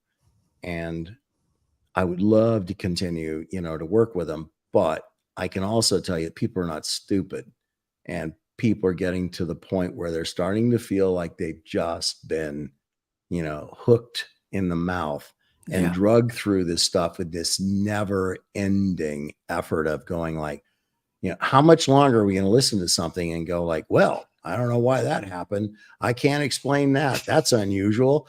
You know, holy cow, you know, after a while, people just get to the point where they're like, yeah, change the channel. Let's go watch, you know, Duck Brothers or whatever they are, you know, kind of Duck thing. Dynasty. Duck Dynasty, you know. Let's go watch somebody refinish a car because I'm tired of this now. Alex, I was going to say, you should start putting comments and even backtrack back. There's a lot of good comments. David can choose to answer them or not. We're going to throw some questions up that people have, and you can read them, David. I like that best, actually. Ask them if you want, or don't answer them. You can give short answers. You can do whatever you want, but at least it'll give you the opportunity. You guys know by now I have no short answers, so. Yeah, well, you can try. Well, one thing I want to ask is 70 viewers. Like, how's the accuracy of a target shaped by how many? That's a good viewers question. You have involved? Does it get more accurate the more you have, or less accurate? Because that's rule number 2, right? You never trust the results of a single remote viewer operating independently of other remote viewers. Rule number 2. So it's not 100% accurate. That's rule number 1. And rule number 2 is you never trust the results of a single viewer operating independently of other viewers. Why? Because of rule number 1. Yeah. So you never have some guy or girl sitting there going, well, let me tell you what really is going on here. Because that's just preposterous to have something like that happen. And then the next, you know, the third and final rule is that remote viewing is not a standalone endeavor, which works perfectly for the History Channel template, because remote viewing should have been used in consonance with their experimentation, not as just a separate entity, you know. Right. Yeah, they were trying to feature it in one show, one episode versus and they couldn't do it. They don't have the time. Yeah. It ended up being, I mean, I briefed for 5.5 hours. Mm-hmm. Right, 5.5 hours, and it was distilled down to 8 minutes. How long could how effective could that have been? Absolutely impossible. So here's a question from Deborah. She says, can you affect this physical world when you remote view into a site? Well, let me just say this. Is it possible? And here's the measure of that. There is something that you learn in the advanced techniques of remote viewing, starting around extended remote viewing and beyond into mastery and explore, etc., where you do something called beaconing. Back in the old days when I was there, which were old, they were called outbounders. That's what Stanford Research Institute International called them, outbounders. And that the idea behind beaconing is that there's a person who goes to the site, to a target site, and they are supposed to be in a neutral position. They are supposed to be there. They first of all surrender themselves, and they understand that 70 viewers, if in this particular case, are going to be looking through them or locating them and looking around them. There are those two options for the viewers, and the beacon agrees to that. There's a trust that the beacon has for that. When you are there and you are looking through the beacon or looking around the beacon at what the beacon is experiencing, and they're asked to interact with the target, to touch, to smell, to taste, to feel, to interact with this target in a very complicated way. Why? Because you're learning to do this. And so we want there to be strong connections between you and the viewer, and strong detect-to-code data between you and the beacon, rather. And that happens. Now, can you as remote viewers, to a certain extent, influence or alter what's going on with the beacon? Yes. It's happened. There are people that make the beacon uncomfortable. There are people that make the beacon feel safe. There are people, there are all sorts of interactions that can go on, which kind of fall into the category of what one might refer to as remote influencing. If the question was centered on that, yes. If the question is, can you alter a potential in time? The answer is absolutely not. Okay? Because you're not powerful enough, despite what anybody might think they are capable of. You're not going to alter the moment.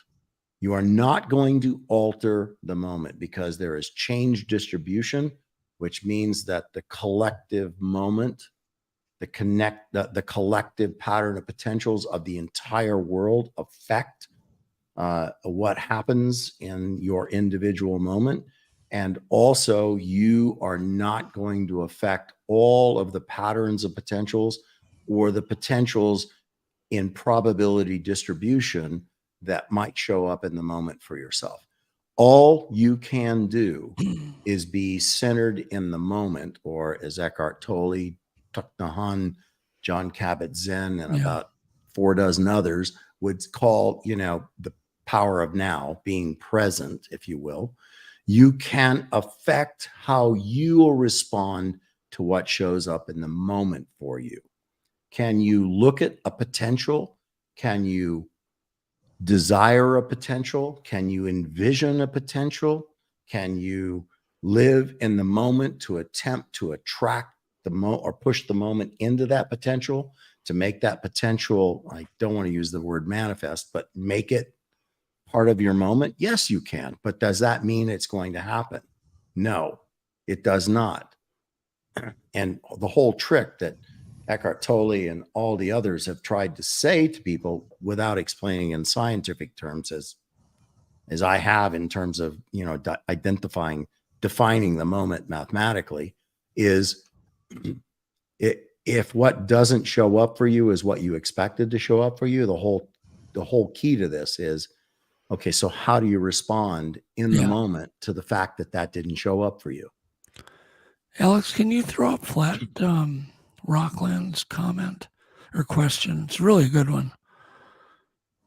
Yeah. I don't know if you saw that. So this David. question, obviously, you got to realize, to you it might seem like, oh my God, but to us, that's a good question. Yeah, collective consciousness is a part of the realm in which we all work. We, from a quantum mechanical perspective, from a physics perspective, we're adopting more the idea that came from an old Jewish physicist now passed by the name of Itzhak Bentov.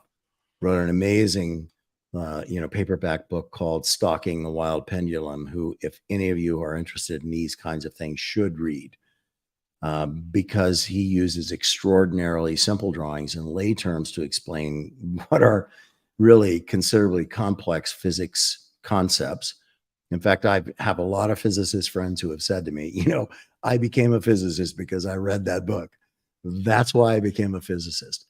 So when you're looking at this whole idea of the collective consciousnesses, which is really a Jungian concept and kind of adopts into the 100th monkey effect, in the world of remote viewing, we're referring to it more as the holographic matrix field. I think that the terms can be used interchangeably. I choose to use or prefer to use the holographic matrix field because the concept of hologram is what is much more complete for me than the collective consciousness concept. Do you believe in the matrix concept? Because, man, I see evidence of it every day now that I'm paying attention. You mean like the Matrix with Keanu Reeves, that thing? Like things they materialize in front of you that probably wouldn't have if you hadn't been there, Like, okay, I'll give you an example. Let me give you a funny example. Okay. I pull out into my street up to the corner, and if I look left, there's not a soul for miles. If I look right, not a soul for miles. But there's always people crossing right in front of me. I have documented this every day for months and months and months and months.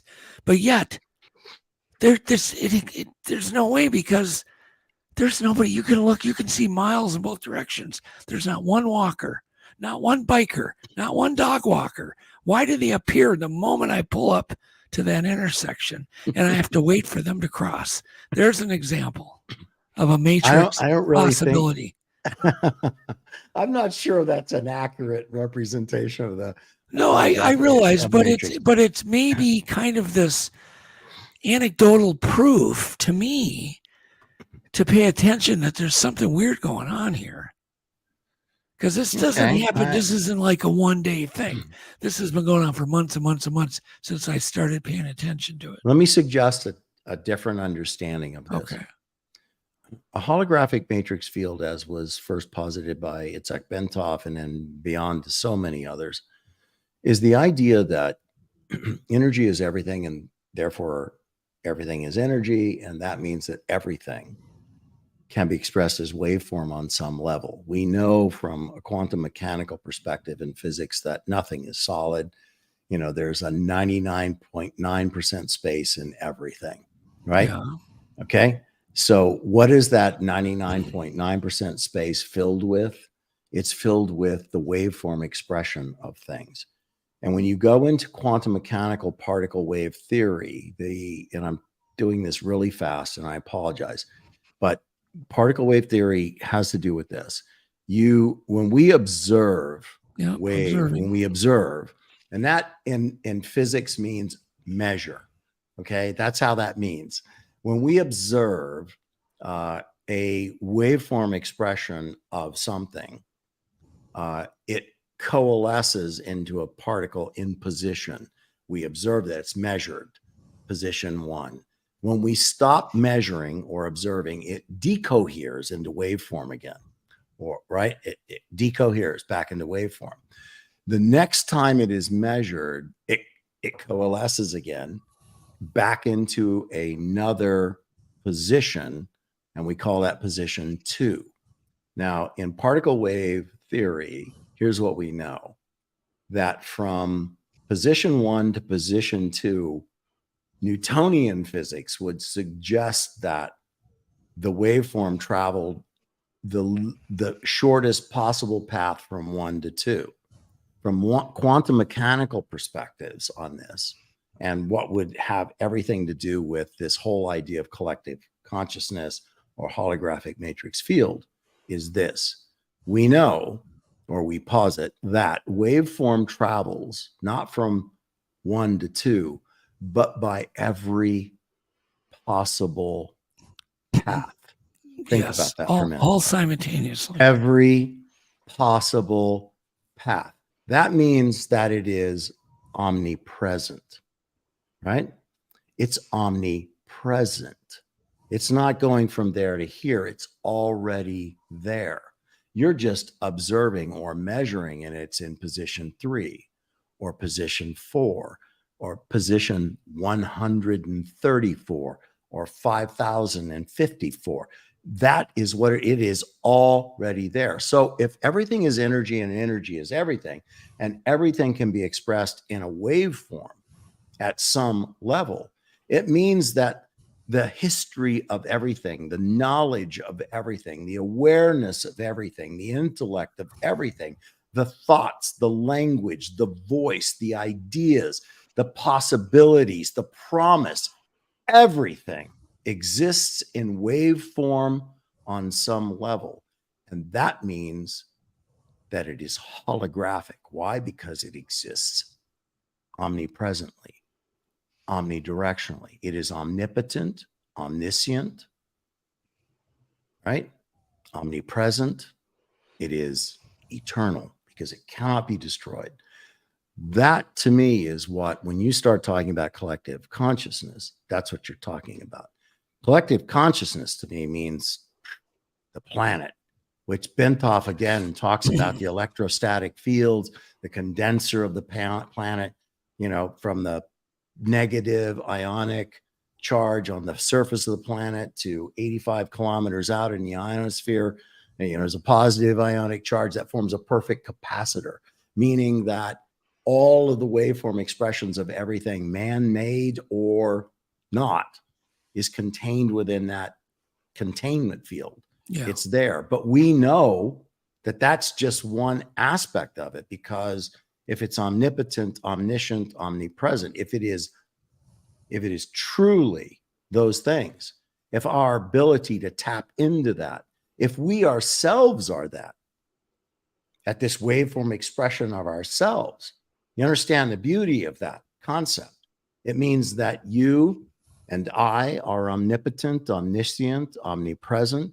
These are qualities, these are words that were designed in ancient Latin to describe humanity. They were stolen from us by those who decided that there was another belief structure that we should adopt, and that those words should no longer be ours. They should belong to something outside ourselves that we must accept on a basis of faith or understanding or belief.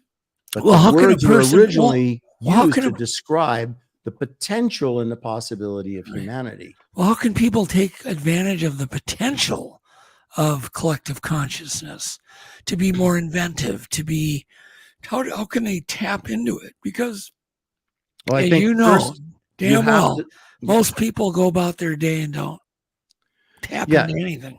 You have, there are ways to do it powerfully and effectively, and then there are ways to do it, and you know, not so powerfully and effectively. In my opinion, coming from my background, it cannot be belief based. It cannot be faith or belief based, because I don't care how much, speaking from my own personal experience, that anything that you accept on a basis of faith, that you choose to believe and stand up to try to convert or make everybody else believe that you actually believe, right? Powerfully, it's just belief. And everybody believes something. Believing is easy. It's easy. Everybody believes something. There's not a person that even if you don't believe that there's something beyond the physical, it's a belief. That's what you believe. And that's what you believe. The only way you shift, you transform from a belief structure is to involve yourself in something that gives you an empirical evidence that you are more than the physical. There is only that, in my opinion. Having been where I was in a church at one time, as a leader in a church, and saying the things that I said and doing the things that I did, the thing that shifted my life and the thing that caused me to write a book that ended a career was that, simply that something in that unit, despite all of the bones that I could have picked with that unit, something that I was involved in there, which was coordinate remote viewing, shifted me from a belief to a knowledge, a knowing that I was more than the physical, and that I was part of it, and that I had always been part of it, and that I could never not be part of it. Now, decades of research and study have added to that transformative experience. But it was that transformative experience that was the catalyst that changed my life. And so you're not ever going to hear me stand up to you and talk to you from a religious perspective or any of those things, despite the fact that I kind of came from that. You know, I won't do that now. I'm not saying that I disbelieve that, but might I have redefined it to a certain extent? Yeah, I did. But every human being is born into this life with a neurological capacity to be anything that they choose to be in this life. Yeah. You have the neurological capacity to read, write, understand, speak any language, to be a mathematician, a physicist, an artist, anything that you choose to be. You have that ability. It is by choice that you choose not to do that or do the other thing. And then at a certain point, Darwinian pruning steps in and starts sloughing off certain capabilities. But even with that, the neural capacity of the human brain greatly exceeds that. Even the pruning aspect of it does not hinder your rediscovery of that ability within yourself.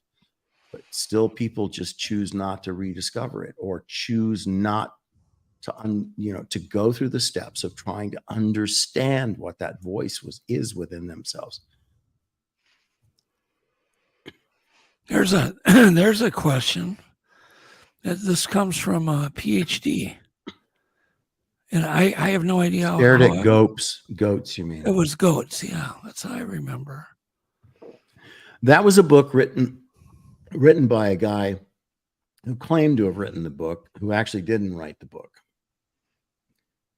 There was another writer who it was behind him who did write the book. And then what humored me so much was that when they actually made the movie with George Clooney producing, I think, and directing, is that the guy who actually wrote the book went after the guy who didn't write the book but claimed that he wrote the book and sued George Clooney and the guy who claimed to have written the book who didn't write the book. I loved it. It is a jackass book. It is completely rude and incorrect, and it insulted, Lieutenant Colonel, Jim Channon, who was a good and honest and capable man who played a role and was asked to play that role in the 70s during a time when the United States Army, the whole military, had come out of Vietnam, out of Saigon with its tail tucked between its legs. We had been 10 years in a war. God, only imagine where they are now after 20 years of war in Iraq and Afghanistan, etc. Came out of that war, came back, and now we no longer had a draft. It was an all-volunteer army. And there was something that formed. It was called Task Force Delta. Don't confuse it with Delta Force. Not the same animal. Task Force Delta was high-ranking general officers, colonels, high-ranking DOD and Department of the Army civilians who all came together, and every service was doing exactly the same thing, but the Army's the biggest. And they were trying to figure out, how do we reinvent ourselves to serve the nation post-Vietnam as an all-volunteer force? How do we change ourselves to be something different? Channon, Lieutenant Colonel Channon, came forward as part of that think tank and proposed the 1st Earth Battalion, which you can stick your tongue in your cheek if you want to, or write some stupid book that makes light of all that because you think it's funny. But it was serious as anything you can possibly imagine at that time. The entire nation was completely wounded and dejected. We had come out of the 60s. Here we are in the 70s. Now we're trying to figure out, what are we going to do? This is a time where performance-oriented training was created. Organizational effectiveness in the military was created. I mean, it is the number of things that in those 5 years post-Vietnam War that were developed. You had SRI International, the CIA going, let's explore remote viewing, right? You had all these other things, all these potentials of human performance were being explored. And Lieutenant Colonel Channon was, in the eyes of so many people within Special Forces and even in the Ranger Regiment, which was reformed the Ranger Battalion was formed in 1974.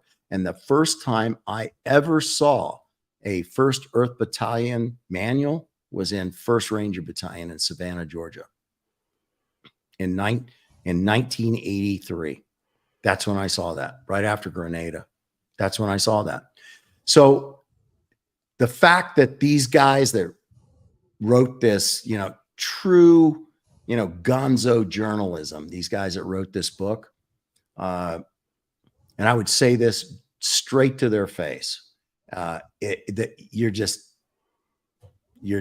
was a joke. And the fact that people bought onto it and thought that, solar hamburger cookers and, guys standing up and running at a wall and knocking themselves out, that was all pure fabrication from that, these guys who wrote this book based on conjecture, ignorance, and, an idea that it would be funny and they could belittle people like Lieutenant Colonel Channon and others who were involved in this stuff. But I'll tell you what, there are a lot of steely-eyed killers who would really like to find those guys somewhere. Okay. Interesting backstory. All I can say, David. There are a lot of guys that put green berets, and tan berets on their head that would like to find those kinds of jokesters that like to make fun of people like that, because those guys put their life on the line every day. And the guys that wrote that book did not, ever. Now, okay, maybe they nipped themselves with a clothespin while they're hanging their laundry out. Maybe they burned themselves on a hot plate coming out of the dishwasher. Maybe they took a drink from a beer somewhere and slapped themselves in the lower lip with the glass. But you get where I'm going with it. Big mistake from that. So people were really upset by that, and I was really hurt for Lieutenant Colonel Channon, which, we never met, but we exchanged a lot of emails together. And, he's passed away now, but I do, his response to me was, thank you for helping to set the record straight on that. So interesting. See, I don't want to get political. That's not political. But you're a military man, and obviously you have tons of friends and people and I am very, very personally confused at what the hell is going on in the world right now, as many people are. I mean, this is one of the weirdest, strangest times, because it's kind of like good and evil is all mixed up suddenly. Before World War, I and II, it seemed like there were some clear lines of where we were at. Now we're fighting this proxy war, and we've got Russia and China working together. People don't even know who the enemy is at this point. I mean, I hear from people that they're pro, that Ukraine's the actual enemy, and on and on. You hear everything. What is there some wisdom you can throw at people so we can get a little better handle? You don't have to get any details, but I'm just wondering what's going through the David Morehouse brain, because man, I know that you have a big intellect, and I'm sure you've got an opinion. I don't know about the intellect part, but I certainly have opinions. Yeah. So if you, I don't, if you got I some don't want sixth grade explanation as to what you think is going to happen over the next year or two. Yeah, it's a funny thing you guys brought this up, because I was having a really long discussion today before we even got on the call here with my director of training, who was an assault corpsman for SEAL Team 6. And I really have a lot of respect for this young man, and he spends a lot of time, studying and reading, and, we kind of play off of each other with a lot of these things. And he's really funny. I would, he would be really funny in the answering of this. I probably won't be.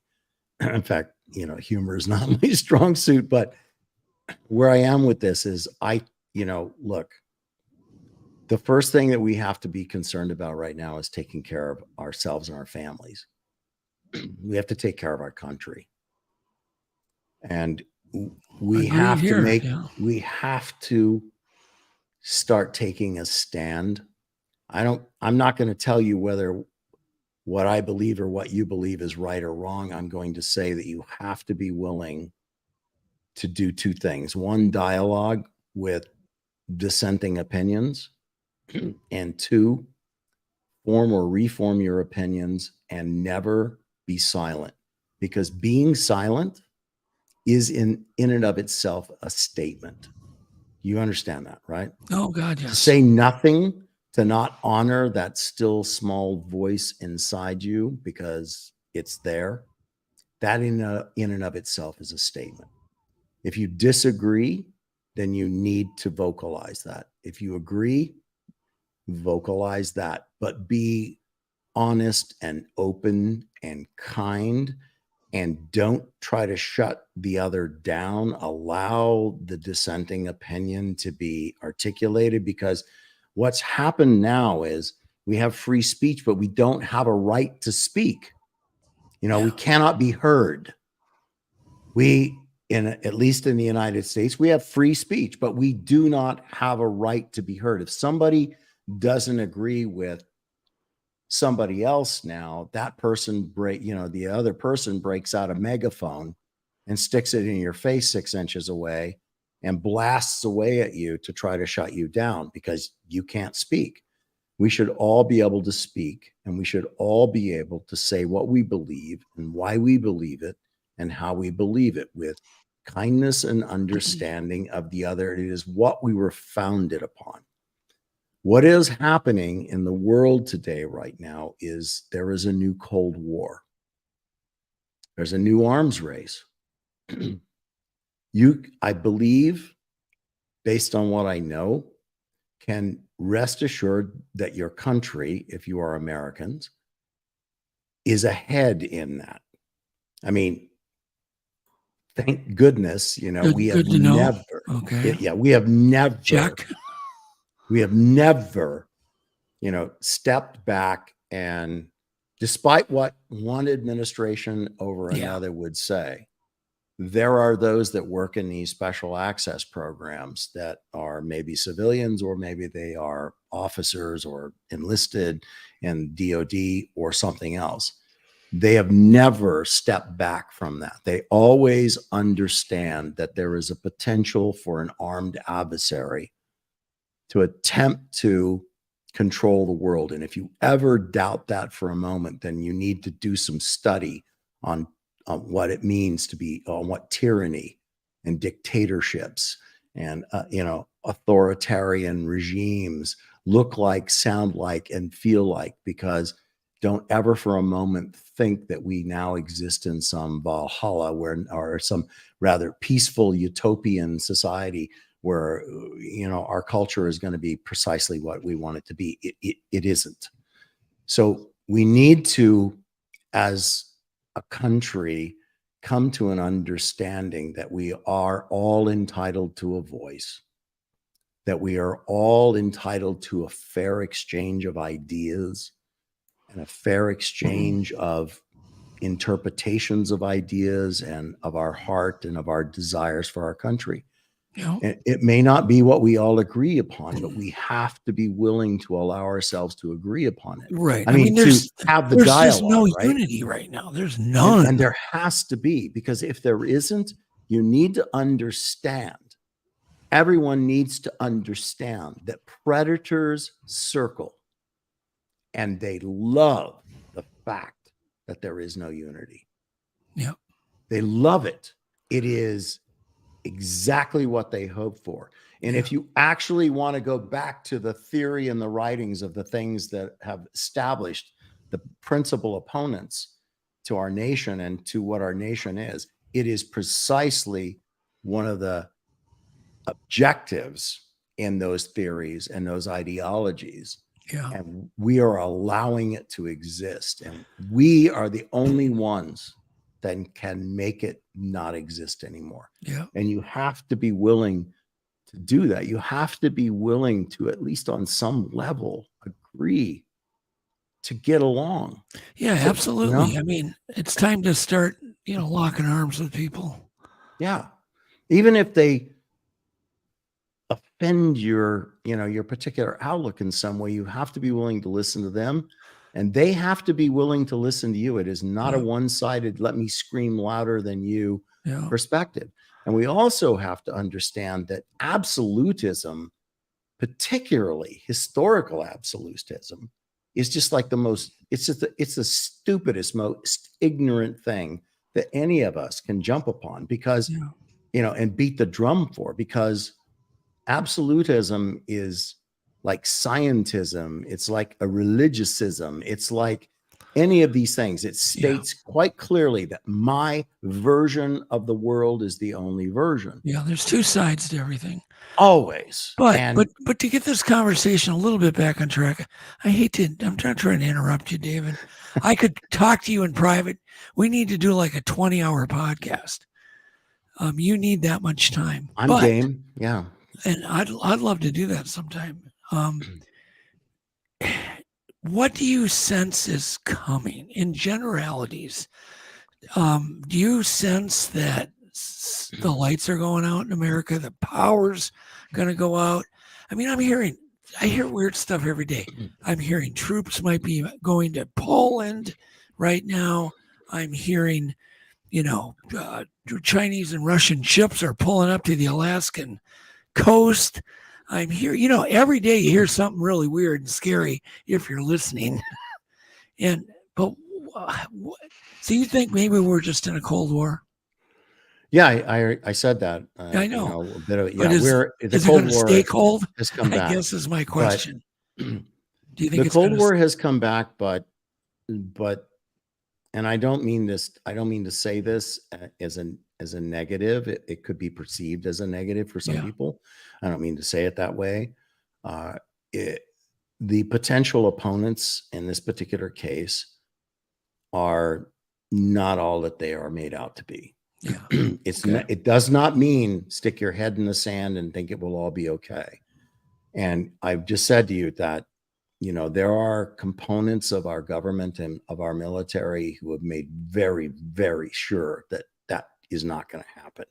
Politicians will potentially try to make that happen. And if you think that politicians have their finger on the pulse of the world and on the pulse of the country, then think again.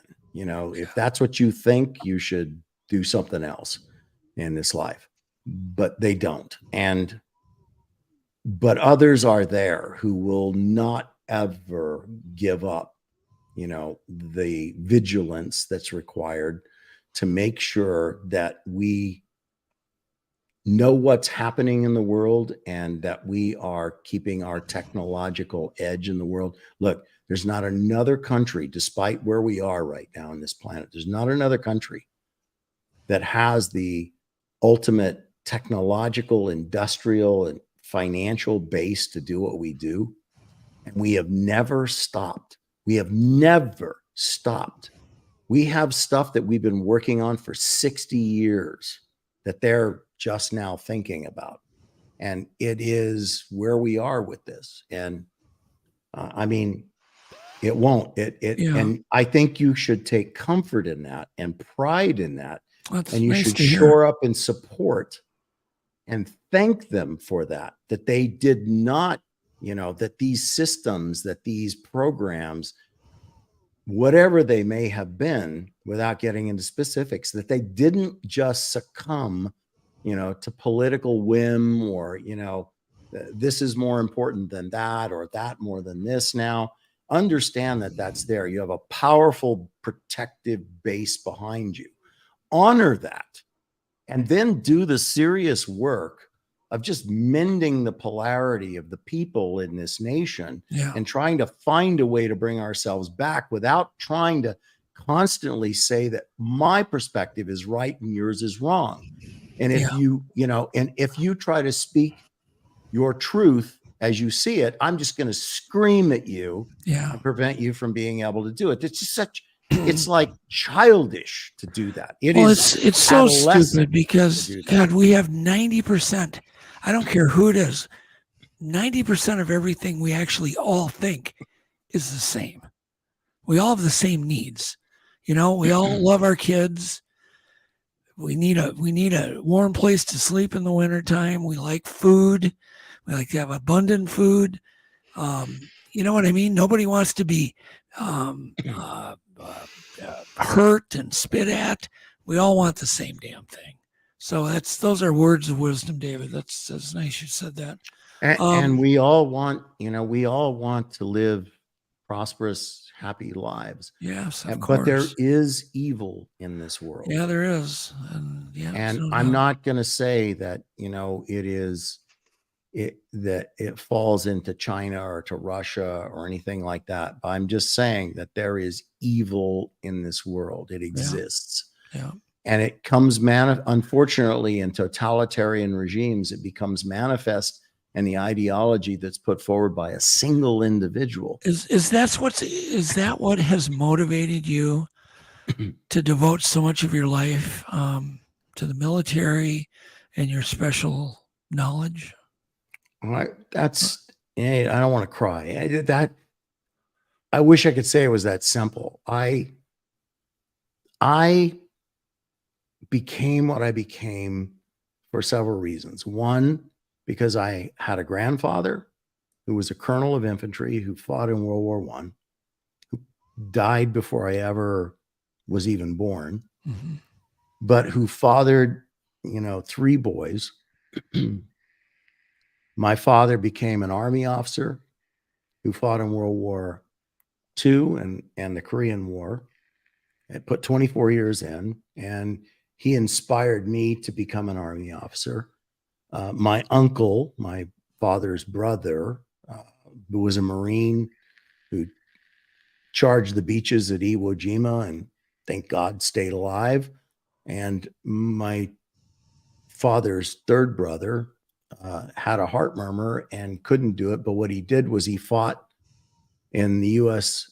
In the U.S. Forest Service in California with the Triple Nickel, which was an all-black battalion of paratroopers who were used to put the fires out that were started by the Japanese incendiary devices that were sent over in balloons. Most people, I can't tell you the number of people I talk to have absolutely no idea what I'm talking about when I say that. The Japanese had incendiary balloons that they were putting up into the jet stream that were timed mathematically to use the jet stream to fly over to the west coast of the United States. And when they got to the west coast of the United States, they would release their incendiary package, and that would drop down into the forests of Oregon, Washington State, and California primarily. and start forest fires. And the only way that those fires were put out, rather than let them burn and consume the timber, is they were put out by some of the first smoke jumpers, it was a all black paratrooper airborne battalion that would jump like smoke jumpers in and go put this stuff out. But they worked, hand in glove with the National Forest Service. And my father's younger brother with a heart murmur that couldn't go in the military, he drove a Caterpillar tractor to do the fire breaks, working with the Triple Nickel. They were called the 555 Infantry Parachute Infantry Battalion, or I think that's what they were. I know they were Triple Nickel. Might have been more than a battalion, but those three men, were the example of my life. And so because of that, I became a soldier. And my son, Mike, is right now second in line to become the command sergeant major of the Army. Congratulations. And, he's an amazing young man. The Army National Guard in Maryland, but they see it as like kind of the same thing. It's not the total Army. It's a command sergeant major of the Army in Maryland, which is a big deal. It is a big deal. So do you, once again, is that really what's motivated you? Just the examples of others? Fighting evil. Yeah. Trying to do good. Yeah. Has that been your bottom line motivation? Yeah. I think I'm just that archetype. If that makes sense. Sure. I think we all have primary archetypes for us. I will say that I did discover through this phenomenon of remote viewing that archetype was not necessarily my principal purpose in my life. I thought that it was, and I thought that it was the only purpose I had in my life. But I actually discovered it was not the only purpose that I had in my life. And I was defining that purpose by what I did well. The fact that I was willing to do it, the fact that I did it well, the fact that I was a student of it, the fact that I was a military historian, the fact that I was a scientist, the fact that I was all those things allowed me to do that well and to live that purpose as that archetype. But one of the things that I clearly discovered through this process of awakening, if you will, was that not necessarily is our primary purpose in our life defined by the things that we do well. There are things that we may need to struggle with and to learn and to build strength in and understanding in, that actually are the things that would perhaps better define our purpose in this life. But each of us have to discover that. Yeah. And I did for me. And I understood that the things I learned in the military became the callings by which I was able to manifest that purpose in this life. How did you know you were on the right path? When? When? You mean after the Army, after I became a smoking hole in the ground for writing a book? I think I actually began to understand that I was on the wrong path, which is kind of primary to discovering the right path. I began to grow with a much higher level of impatience in the Army. When I came out of Torn Image, where I was a counter-narcotics deception officer, and I had devised a counter-narcotics deception plan, which was quite elaborate, exotic, and intricate, but that had produced results in causing an intra-cartel war, and was partly responsible for the demise of the Medellin cartel. When I did that, and then it was shut down 6 months after it had begun, because I was very upset by that, and really not only disappointed, but curious as to why it would have happened. And Lieutenant Colonel, who was the deputy commander of the organization, Torn Image, said to me, He goes, you really are naive, aren't you? He goes, you really, he goes, we were all really quite surprised that you got as far as you did with this, because we all understood that a lot of people profit from this. And anybody that steps in and puts together a program that causes cartels to war each other and causes the cartels to war within themselves to the point of their own demise, that just can't allow, they cannot allow that to continue. And, you know, since then you can look at, you know, Webb and all these other guys like, you know, Kill the Messenger. If you haven't ever seen that movie, you should see it.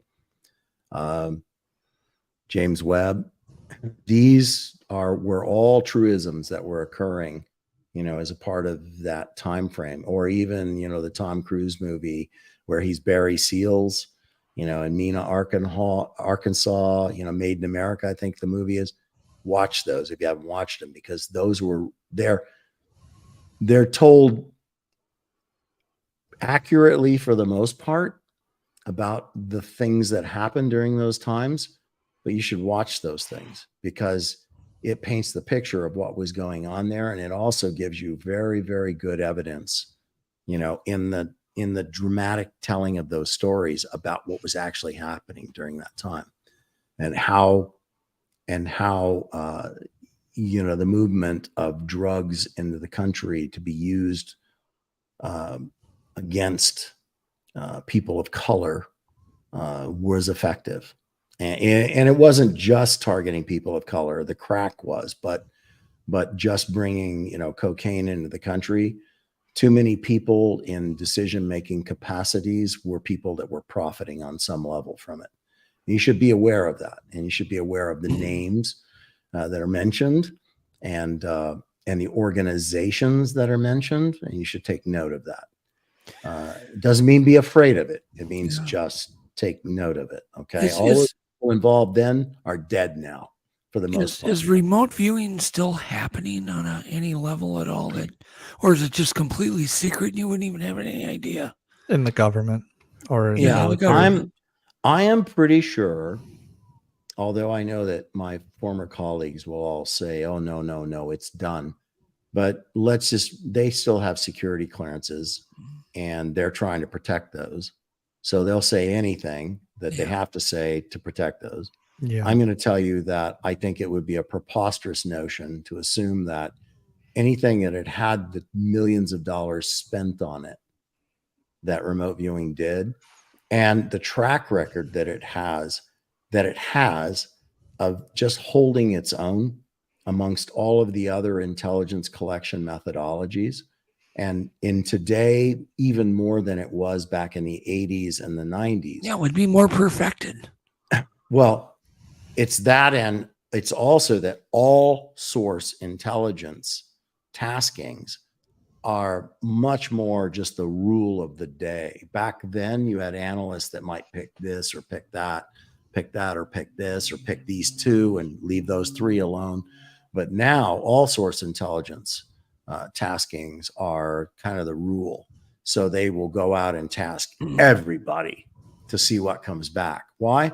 Because it's not just a couple of analysts, you know, flipping through charts and intel, you know, trying to make a decision to paint a picture. Now you've got computer-driven analytics, you know, applications that drive analytics and other kinds of things. It's much more automated and much more data can be processed and much clearer pictures can be generated from the data that's provided. And remote viewers always held their own. They provided data that was usable, not 100%, but look, this is the thing that everyone needs to understand. None of the intelligence collection methodologies that are part of the intelligence collection system are 100% accurate. None of them are. Yeah, of if course. there was one that was 100% accurate, they'd do that one and save trillions or at least billions of dollars on all the rest, right?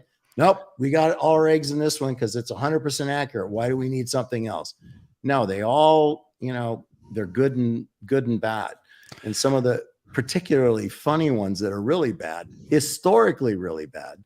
Like, let's just take what drove us into Iraq for war.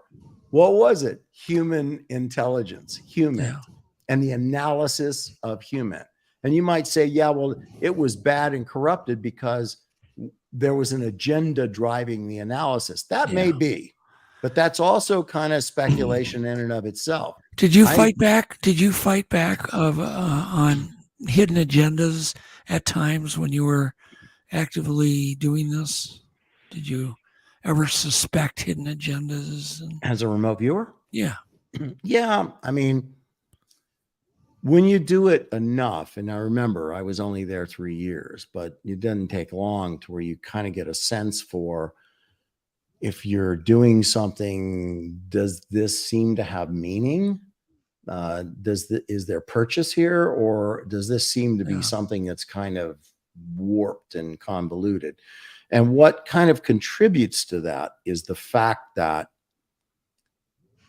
in this unit, maybe once or twice a year, I think at least 6 times during the time I was there. So that'd be twice a year.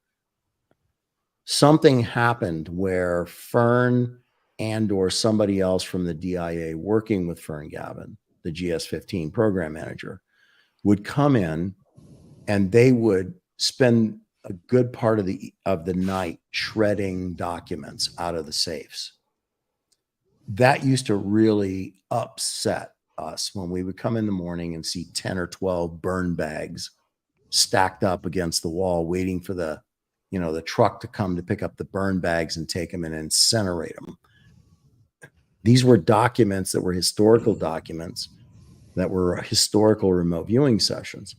And people started to get really antsy and agitated by that, because then you start to think, why would they be destroying what we've been doing?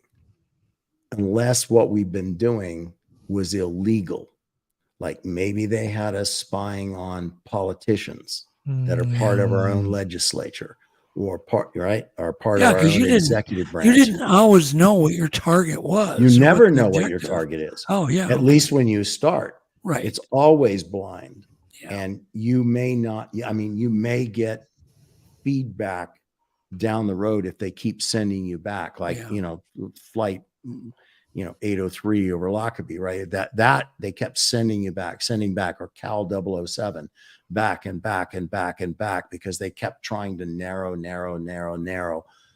because they were trying to find a device, right? So it starts with a big picture and then they're pushing you back. And it takes 3-4 sessions before they actually start to give you what's called a limited read on. Okay, that sketch that you have right there.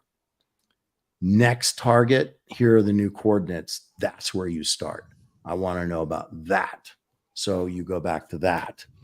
So you start to get a pretty good eye. You get a feeling as time goes on for what they're asking you to look at. But it could be 3-4 sessions before they would turn around and say, okay, what we've been working here is, the aircraft that exploded over Lockerbie, Scotland. We need to find we want to, here's what 3 of you out of 7 of you have produced.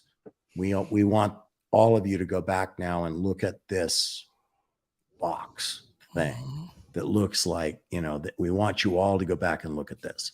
This is the focus point. So that kind of thing, if that helps you understand it. Yeah. What are your thoughts on the new claims of disclosure by David Grush? I mean, obviously, I'm sure you've got deep thoughts on this stuff. Love to hear. What's David disclosing? Are you talking about that? Well, he was talking about, basically he just testified in front of Congress that we have down craft, we have intact craft, we have biologics. I just wonder what your thoughts are. I have no doubt that there are alien life forms out there, that there are advanced or alien civilizations that are out there. I have no doubt about that.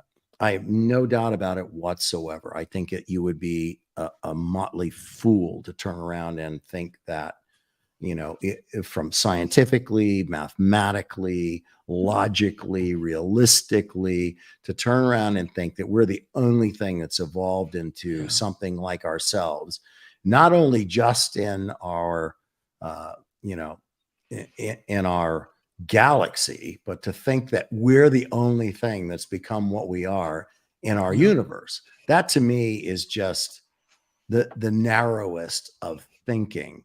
And it's just laughable to me at some point. So I think you have to accept that. And you can go through the Drake equation and all the other stuff. And if you really study the Drake equation, which discusses the possibility within our galaxy, you'll notice that the entire premise of the Drake equation is looking for habitable regions. And my point is, habitable to what? If you're truly just looking for intelligent life out there, it doesn't mean that they're oxygen breathing mammals like we are. They could be something entirely different. They could live in pure liquid methane for all we know and still be intelligent life out there. So the idea that we adopt the Drake equation and and categorize it to fit our own needs, and then we use that to narrow down the potential that. Well, he was making claims that we've had captured craft since the 1930s. I don't know that to be true. I think that it's easy for somebody to say that. Yeah. But I don't know that to be true. Yeah. Well, what I do know to be true is that we have most of America has really no idea the things that we've been working on. Right. And they have no idea the things we've been working on. None of this stuff is new. I mean, the whole idea of having hyper speed capabilities, unmanned or manned, being able to go, quite literally, be able to pull 200 Gs to go Mach 28. I mean, that's been the thought of that. The whole idea of pulse drive, warp drive, of EM electromagnetic drive, of all these other kinds of technologies of drives, and using microwave drive. All those things are out there. There are patents that have been out there on these things for decades and decades. Yeah. A lot of what we're seeing, despite the fact we choose not to accept it, are technologies that have been part of classified programs where we are attempting to be capable of doing things. I mean, it's like I think one of the big ships that everybody, or craft that people talk about, is Black Mantis. I think that's one of it. And one of the things they talk about, which is the wedge, or it's a triangle and that kind of stuff. Oh, good God. We had balloons that were being, and just bear with me. Let me set the stage for this. Every time I say that, people are like, oh, balloons, he's talking. We had balloons that were being patented by Goodyear that are triangular balloons, and they have two large pontoons that come together, and then there's a balloon bridge that goes between them. Why would that be there? Because that particular design, if you understand aerodynamics, works in subsonic, supersonic, and hypersonic flight. That wedge shape is the only shape that is stable in all of those speeds. So hypersonic flight is the thing we keep aspiring to, which everybody is saying, yeah, we should be able to do that in our lifetime if we're not doing it already from an unmanned perspective. But a manned perspective would be very difficult, because 8 Gs is pretty much the limit of a human body. And when you start going into what we're talking about with some of these things, talking about going to, oh my God, we're talking about going to 12 Gs. We're talking about, you got to get 12 Gs and 22 Gs and 28 Gs, that kind of stuff. And when you're starting to go to that kind of thing, you're talking about something that's unmanned. The only way you could ever put a human being in something like that, I read a study one time about this. You'd have to immerse them in a liquid, like a fluid, into a gel. And even then it would be dicey as to whether or not be capable of doing it, right?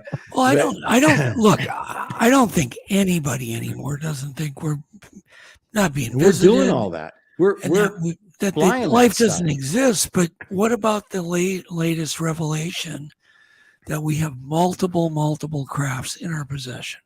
Look, if I had one of my best friends, Colonel Doug Hodge, spent like 5 years at Area 51, right? At the Nevada test range. Yep. And he was a PA. And because he was a PA, that meant he went everywhere. He didn't have to wear foggles because he was in the ambulance going out to every time, some engineer fell off of a platform or, stumbled and, fell down the stairs or had a heart attack or a stroke or some other kind of thing. He was there. Now, that doesn't mean that, he saw every little cubby and hole and stuff like that. I'm not even trying to suppose that for everybody. But he never saw any kind of abnormal, like alien looking craft or things like that. Now, are there craft out there like the white bat? And, are there these wedge craft and other stuff like that out there? Yeah, sure there are. But I don't know that we have captured alien technology. I don't know that. Okay. And I don't think anybody else knows that. I think people feel free to throw that out there. Now, I can tell you this, and you have to hear this, that there are a lot of scientists and people who come out of those particular special access programs who will say that we have unique materials. Okay? We have unique materials, special isotopes that are not found on the planet and stuff. You have to understand what that means. A meteor, it's called meteorology. I mean, what's the term? Meteoritrics or something like that. I apologize for not remembering it correctly. But it's the study of the materials that are formed within the universe that make their way here. It doesn't mean that they come from an alien life form or another civilization. They might, but it doesn't mean just because we find it's got a unique isotope array or it's got a unique alloy formation or something else that it came from that. These are things that we're finding, and there are aspects of that research that collect those things and try to analyze those things, and can we replicate those things? Why? Because when you're trying to do hypersonic flight, you have to have the materials that will support that. And it's not because hypersonic flight is friction based. It's because hypersonic flight is like driving yourself into a bridge abutment in the atmosphere. It causes the molecules to decohere of air. And so everything begins to change in something like that. And it's also the idea of hydrodynamic drones and all this other stuff. There are drones there's one called the Cormorant. It's a submarine launched drone. It's a huge thing. And they fire it out of a missile tube. Well, it comes up out of a missile tube, unfolds its wings, shoots up out of the water, rocket fires it up out of there, and it fires up, and it's another recon drone, and it can go, and it comes back to the submarine. So we see these things of these things that are turning all these crazy, amazing G's, and some of them come down by parachute, and others of them turn around and just come straight down, fold their wings in, and go into the water like a bullet, and then go find the submarine that they were launched from. And that stuff's all out there, and it's real. And we've been working on it for decades, not just since last week, decades. And we're perfecting it and getting it. And we're also looking at, logistics platforms that will be stored in space. Why we want to do that? Because if we do have to go to war with another adversary somewhere in the future, you have you have these ways of getting forces to the battlefield. Ships takes weeks, or days, right? Or air transport, which takes days or hours by the time you frog hop it into a place, right? But we're talking about now putting up platforms in space, which you might think that this is unique. It's not. This was being done in the 60s. We were putting observation platforms with US Air Force astronauts, not NASA astronauts, US Air Force astronauts up in these space platforms, looking down on the Soviet Union and to China. Back when? And the idea is in the 60s. Wow. But the idea is now we're talking about putting, tanks, soldiers, other things, special operations teams, talking about putting them in space in a rotational, low orbit. And if they're needed to be able to drop them in on an adversary, you can put them in 30 minutes or less, 15 minutes. So let me ask you this question. And this is just a theory that people have pushed around, but where is this ability for the U.S. Military to stay so far advanced compared to the rest of civilization or other militaries? Some people have said, oh, well, it's because they have a craft. They're able to reverse engineer alien technology. Or is it just the sheer unlimited budget? Is it the sheer, getting the best talent? And I think it's all the above, Alex. They have highly creative minds. They're not all coming from America. Some of the big patent owners on some of this stuff come out of the UK, some out of Italy. Look up the patents of Salvatore Pace. Okay. Look him up. He's just one. And there are others. This is a guy that's developed, has a patent on a craft that has an ability to change its mass, which makes it then hydrodynamic, right? And right, you get me? Change its mass. I'm trying to wrap my head around this. The patent is right there. It's Salvatore Pace, and he's worked for the U.S. Navy. He's worked for the U.S. Air Force. He has worked for a number of things, and his stuff's out there. You can still find it on the U.S. Patent Office if you want to go look at it. I'm sure. You have to understand what you're looking at is the unclassified form, but you can look at it and you can read the patents. God, if we were on a place where I could share those things with you, I've looked at them and read them all. I've had them for years. For years, I've been looking at them. And when you saw them and you understood what this guy is talking about doing, and the fact that our government was employing this guy and they were testing this and, developing it, and still are, from every, active observation and measure. Yeah. Where does it come from? Brilliant human beings and, a desire to stay ahead and an unwillingness to compromise, and the fact that we have one of the greatest technological and industrial bases in the world, and we've never been surpassed. And as long as we continue to do this, we won't be. And I know I don't want to get into the argument of, well, we should be putting more money into something else. Okay, there's always something else we should put more money into, but would you prefer a potential adversary have this and we not? Or would you prefer that you can rest peacefully based on what I said an hour ago, which is rest assured that our country, our government, our researchers and scientists have Alex, never I really wish stopped. you'd put some comments up. Some just amazing. You should just be firing them up there every few seconds. Me? No, Alex. Oh. Is there anything specifically you want No, to just start throwing them up, because there's so many that are interesting.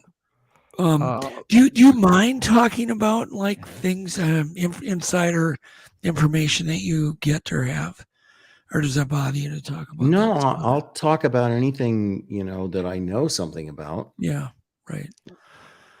Somebody had mentioned Solar Warden. That was a long talked about thing that I think his name was McInnes over in the UK hacked into supposedly computers, and he is wanted. I do know that. Any truth to any of that kind of stuff? I'm not familiar with Solar Warden. I mean, if I Okay. was, I'm not. I apologize. No, it's fine.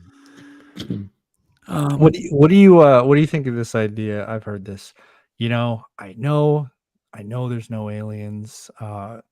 Because that the government is aware of, because there's no way people could keep a secret. Like, Yeah. working in the military. What are your thoughts on the Keeping ability secrets. of keeping secrets, of keeping this Yeah. technology hidden, regardless of it being alien or just. Well, let's just go back to the fact that probably a lot of the things that I've just mentioned to you tonight are things that a lot of the listeners probably have no idea about. I would And say it's that there are elements of a Department of Defense and the research that supports them, whether it's DARPA or something else, that they're extraordinarily good at keeping secrets if they want to keep secrets. And the other thing that you need to understand is that the vast majority of these programs, there's like a progression that goes on with these things. These are like black projects that are special access programs, and they may become gray or they may stay black special access programs. The difference between the two means, like, if it becomes gray, it means that they're going to admit that the program exists, but they're never going to tell you. It's like the airborne laser system. They'll tell you that the airborne laser system exists as part of the Star Wars initiative, and it's capable of, shooting down intercontinental ballistic missiles from our enemies. Once they reach their zenith and start their descent pattern, they have the ability to cut them in half, right? They'll say that, but they're not going to say a lot of other things about how quickly it can recharge, the distance, the range, or rather the range, and other stuff. That's called a gray program. When it stays as a black special access program, they're not going to tell you anything about it. You may see some photographs of it, or you may see something else, but every time, based on Freedom of Information Act, when that is a FOIA request is thrown in, they'll just go, we will neither confirm or deny the existence of that particular program. When that stuff exists like that, and there are thousands of such programs, everyone needs to understand that special access program is an entirely different animal within that community. It means that there are these are programs that are usually not run by military personnel. Why? Because the institutional knowledge base of having some Air Force colonel or Army colonels or Air Force general, that's not solid enough for them to protect that program. So these programs are either driven and protected by the money and the threat of losing that money. So now they're run by Lockheed, or they're run by Boeing, or they're run by something else. And there are Department of Defense civilians that are extraordinarily high ranking in the SEC category that have amazing power. And Lockheed is not going to violate that secrecy agreement because it means losing trillions of dollars in a patent, trillions of dollars in research or potential, growth of their company and the establishment or the building of a particular kind of a platform. That money controls it in those arenas. You get back into just the arenas where the research is still being done, where they're bringing in little curmudgeon scientists and researchers from wherever they bring them in, and they're developing and testing technologies. These things are controlled into these special access programs. And this is the thing I always say to people, and people just don't want to listen to it. It's like, they don't care who's in the White House. They couldn't care less. That guy is a transient occupant of that White House. This is a special access program that's been going on for 60 years. Yeah. Do you think they care who's in the White House for 4 or at the most 8? They don't. And if that person comes in and says, you're going to tell me everything that you have about this particular program, understand this. There is no legal precedent. There is nothing. The Justice Department cannot go in and supersede the secrecy of a special access program and say, you will tell the president or the American people about what's going on here. Oh, no, they will not. Yeah. What oh, about, no, they will not. David, what about in a time of war? Would the president, do you think, be made more aware of some of these? If and top only secret- if that particular technology would serve the interests of the national security and advance, you know, the protection of our forces and or the destruction of the enemy in that time of war. If it were still just something that was being explored and looked at and really had no function in the, you know, in that timeline of war or that arc of that war, no, they would not talk about it. They would just continue doing what they're doing, and they would never vary from that. They would never violate that special access program. So, besides non-disclosure agreements, do these companies use things like financial ruin threats, death threats? I mean, how do they, you know, to really keep an ex-employee from? Because people like to talk. Yeah, they like to talk. I mean, Oh, even if they'll it's tell just to their your, wife. even if it's just to your loved ones, and then they start talking. And well, look at what's happened to, you know, there have been countless examples of people that fall into this whistleblower concept, right? Yeah. Oh, I'm going to come out and tell the story here because I don't agree with what you're doing. Right.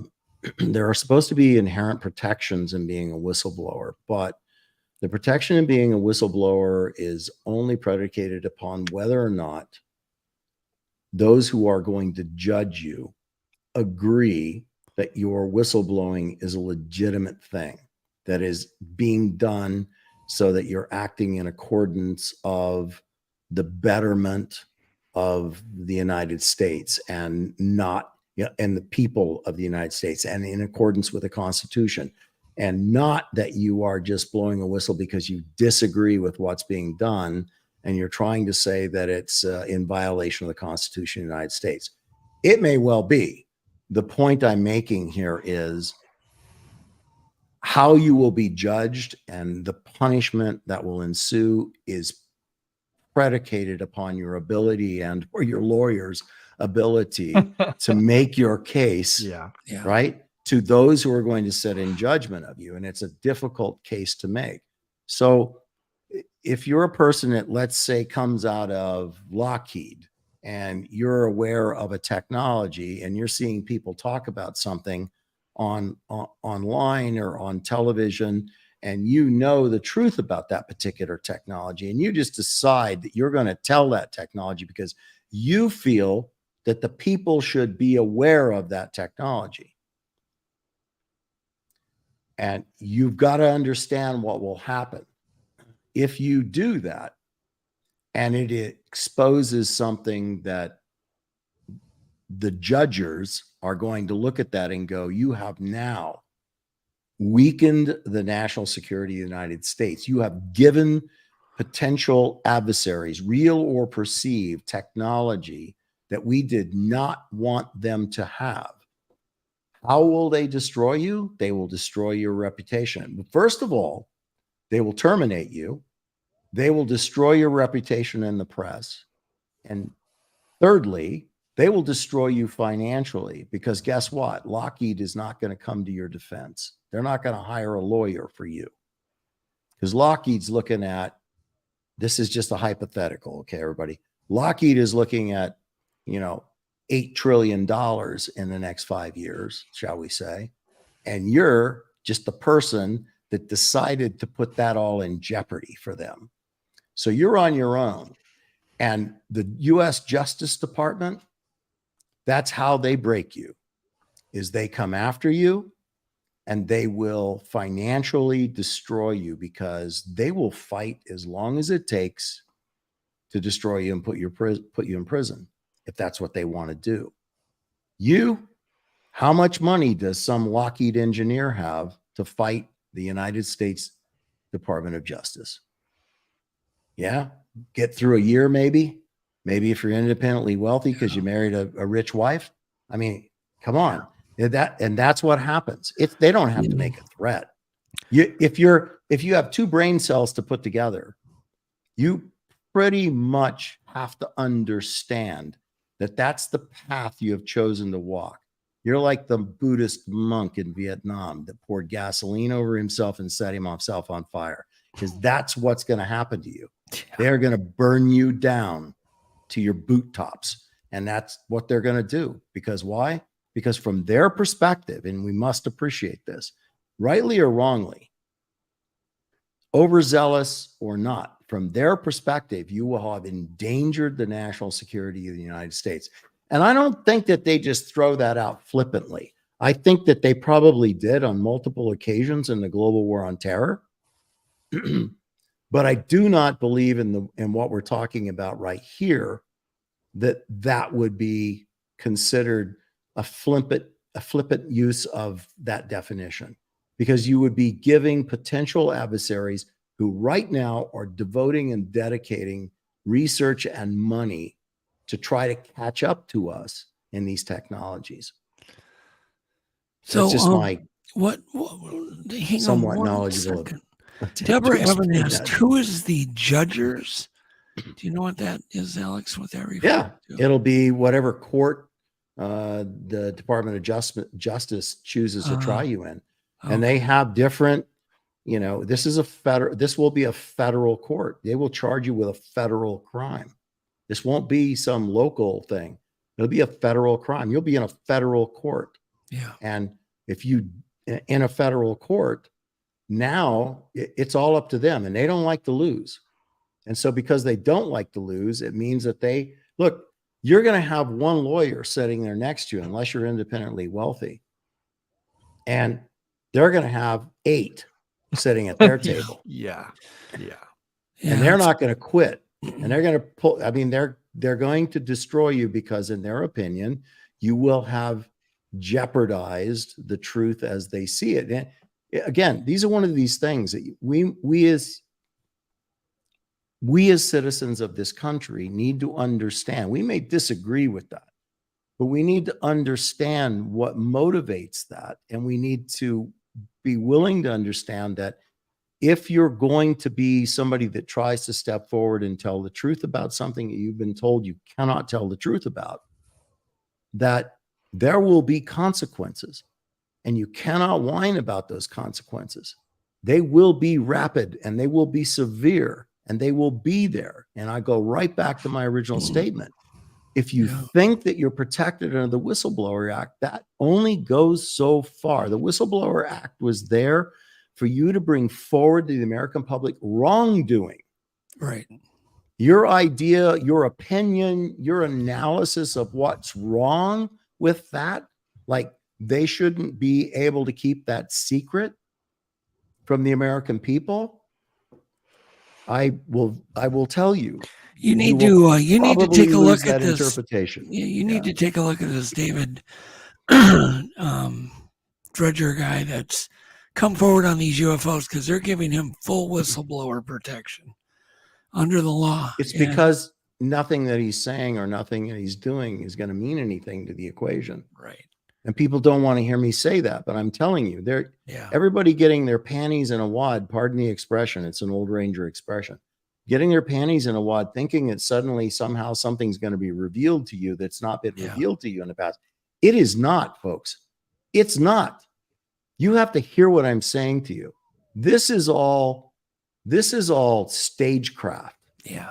This is all entertainment and drama. This is all, people stepping up and trying to pretend like they're doing something because they think that, they're going to, think that they're going to get more constituents to think that they did something special. Yeah. You are not, mark my words. And I'll tell you what, if I'm wrong, I'll stand up and tell everybody I was wrong.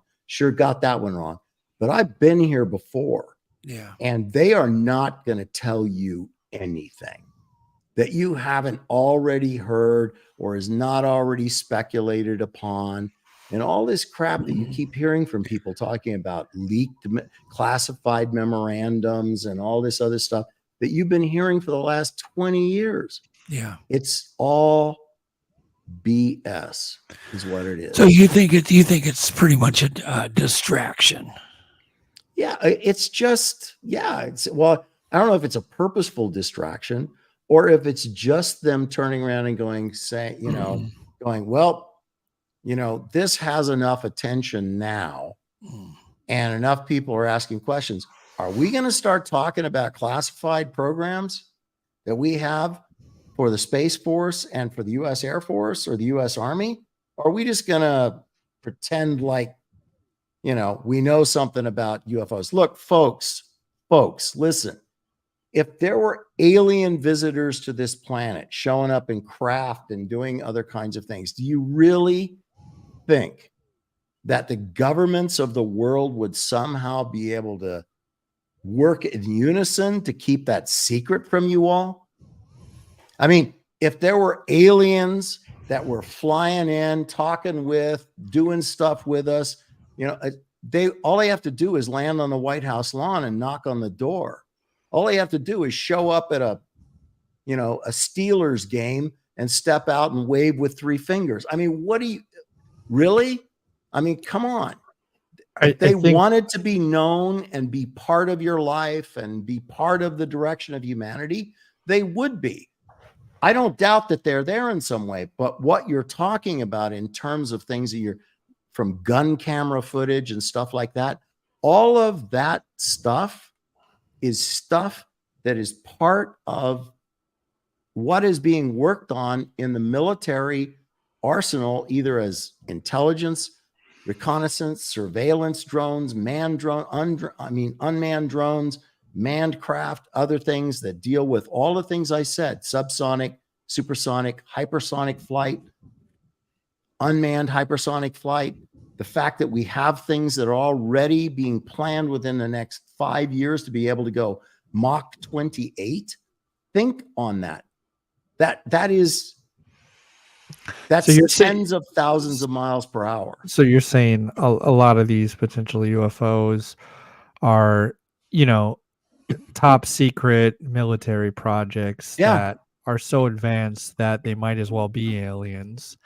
And if this helps, redirect some of America's attention and other people worldwide to, oh, okay, yeah, maybe there's UAPs, they don't know what they are, and people stop asking so many tough questions about the military, we keep our edge a little bit longer and people don't know about some of this tech.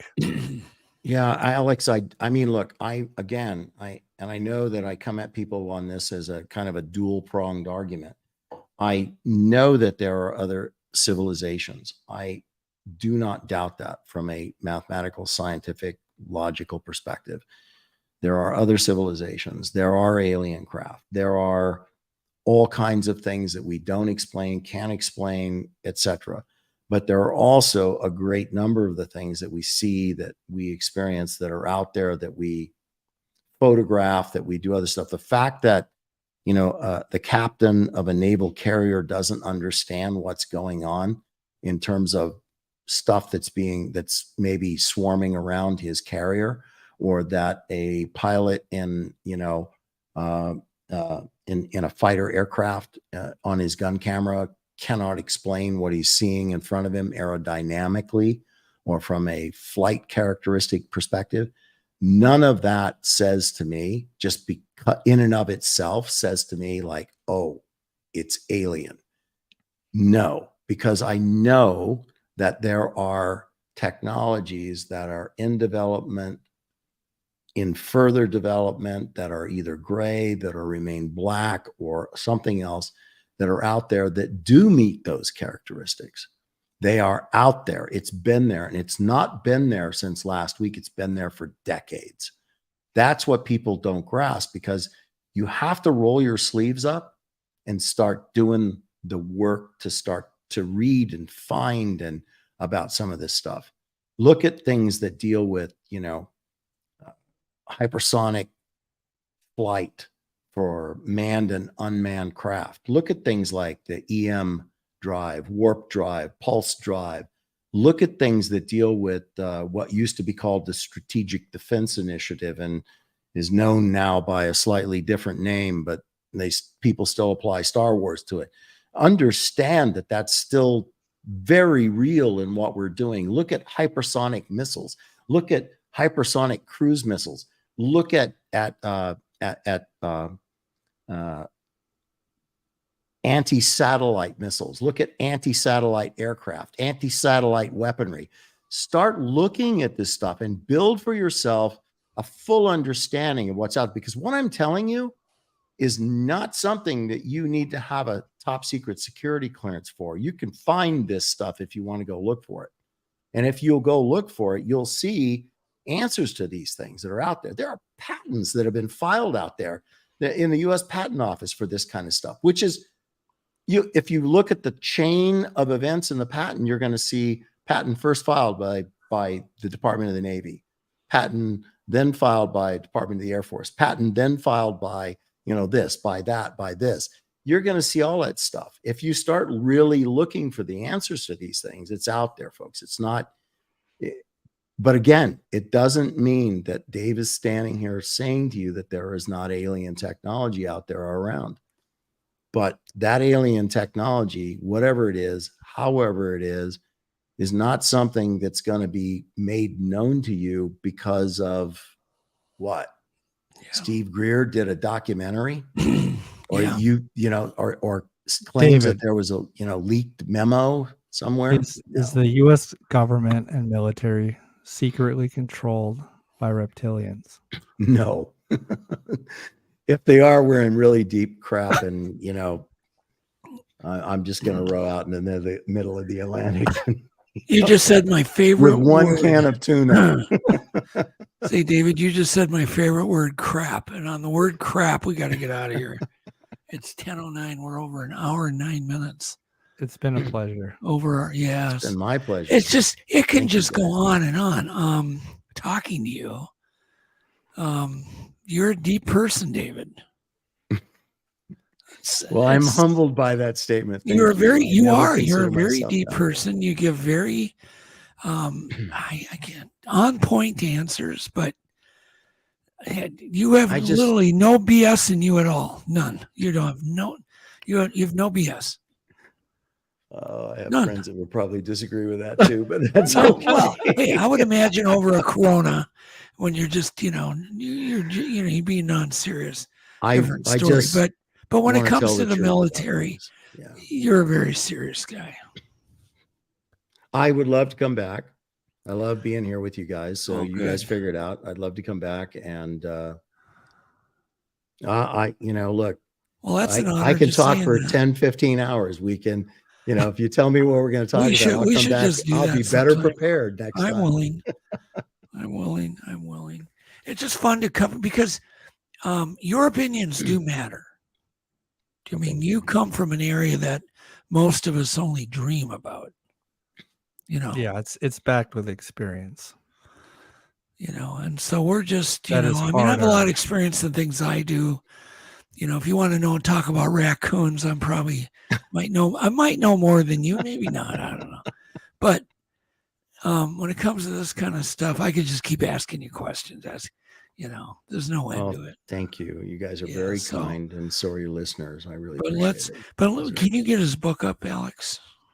Yeah, let me pull that up real quick. So people can buy your book and my really old book. Well, it's time to write a new one there, David. Yeah, it is, my friend. I know. I've been busy teaching, battlefield medicine for the last 18 years. Geez. So yeah, that is the paperback copy. Yeah. Psychic Warrior. No pictures in that one. That's a very powerful title. Very powerful. I hate that title. I really hate that title. Oh, you don't like it? No, because I don't profess to have a psychic bone in my body. So the fact that my editor came up with that, Sean Coyne was the guy that did that. I was like, why do you have to say that? Why couldn't you have just said You know, I called the book "Comes the Watcher." This is the title. Well, you know, you got to listen to the experts. He wanted to sell books for you. Exactly. So, And and they I don't know think best. anybody would be disappointed just because it's a psychic warrior once they get it. So Yeah. a lot of people think a little too deep and then ruin their chances to feed themselves. You need to feed yourself, man. Yeah. So, but no, we'll get you back, and it'd be fun to figure out a way we can do, like we get you the questions ahead of time. Yeah. And I'm that'd be game kind for of that. a fun take on it. I'm game for that. All But right. I do really love I love letting people talk. That's really cool too. Yeah, that's kind of ask the questions. I really like that as well. I like to go where just my curiosity takes me, and sometimes I don't think the questions through very well, and so I don't ever mean to insult you. I'm just being curious. You never insult me. Okay. I have to admit, sometimes I don't think the answers through very well. It says somebody wrote raccoons. Doug's your guy. Thanks, Deb. Thanks, Deb. Thanks. I appreciate it. How many rings on a raccoon's tail? Another person. Are they consistent or Space are they consistent or does it vary? Yeah, Aspasia said, she goes, incredible bladder control. Thank you, gentlemen. Apparently, we all have good prostates, so whatever. Yeah, that's the way it goes. I guarantee I never might have left had my an chair. accident. But I'll never tell. Oh God, that's too funny. We've all- Okay. yeah. Anyhow, good night, everybody. Thanks so much, David. We'll get you back. Thank soon. you. Thank you, David. All Thanks, right. good night, Folks, everyone. good night. Love you all. Bye. Thanks. Bye. Call you up in the middle of the night. Been bothered by dreams, ain't feeling alright. You give me comfort, say just give it some time. By the end of our talk, I'm feeling just fine. You and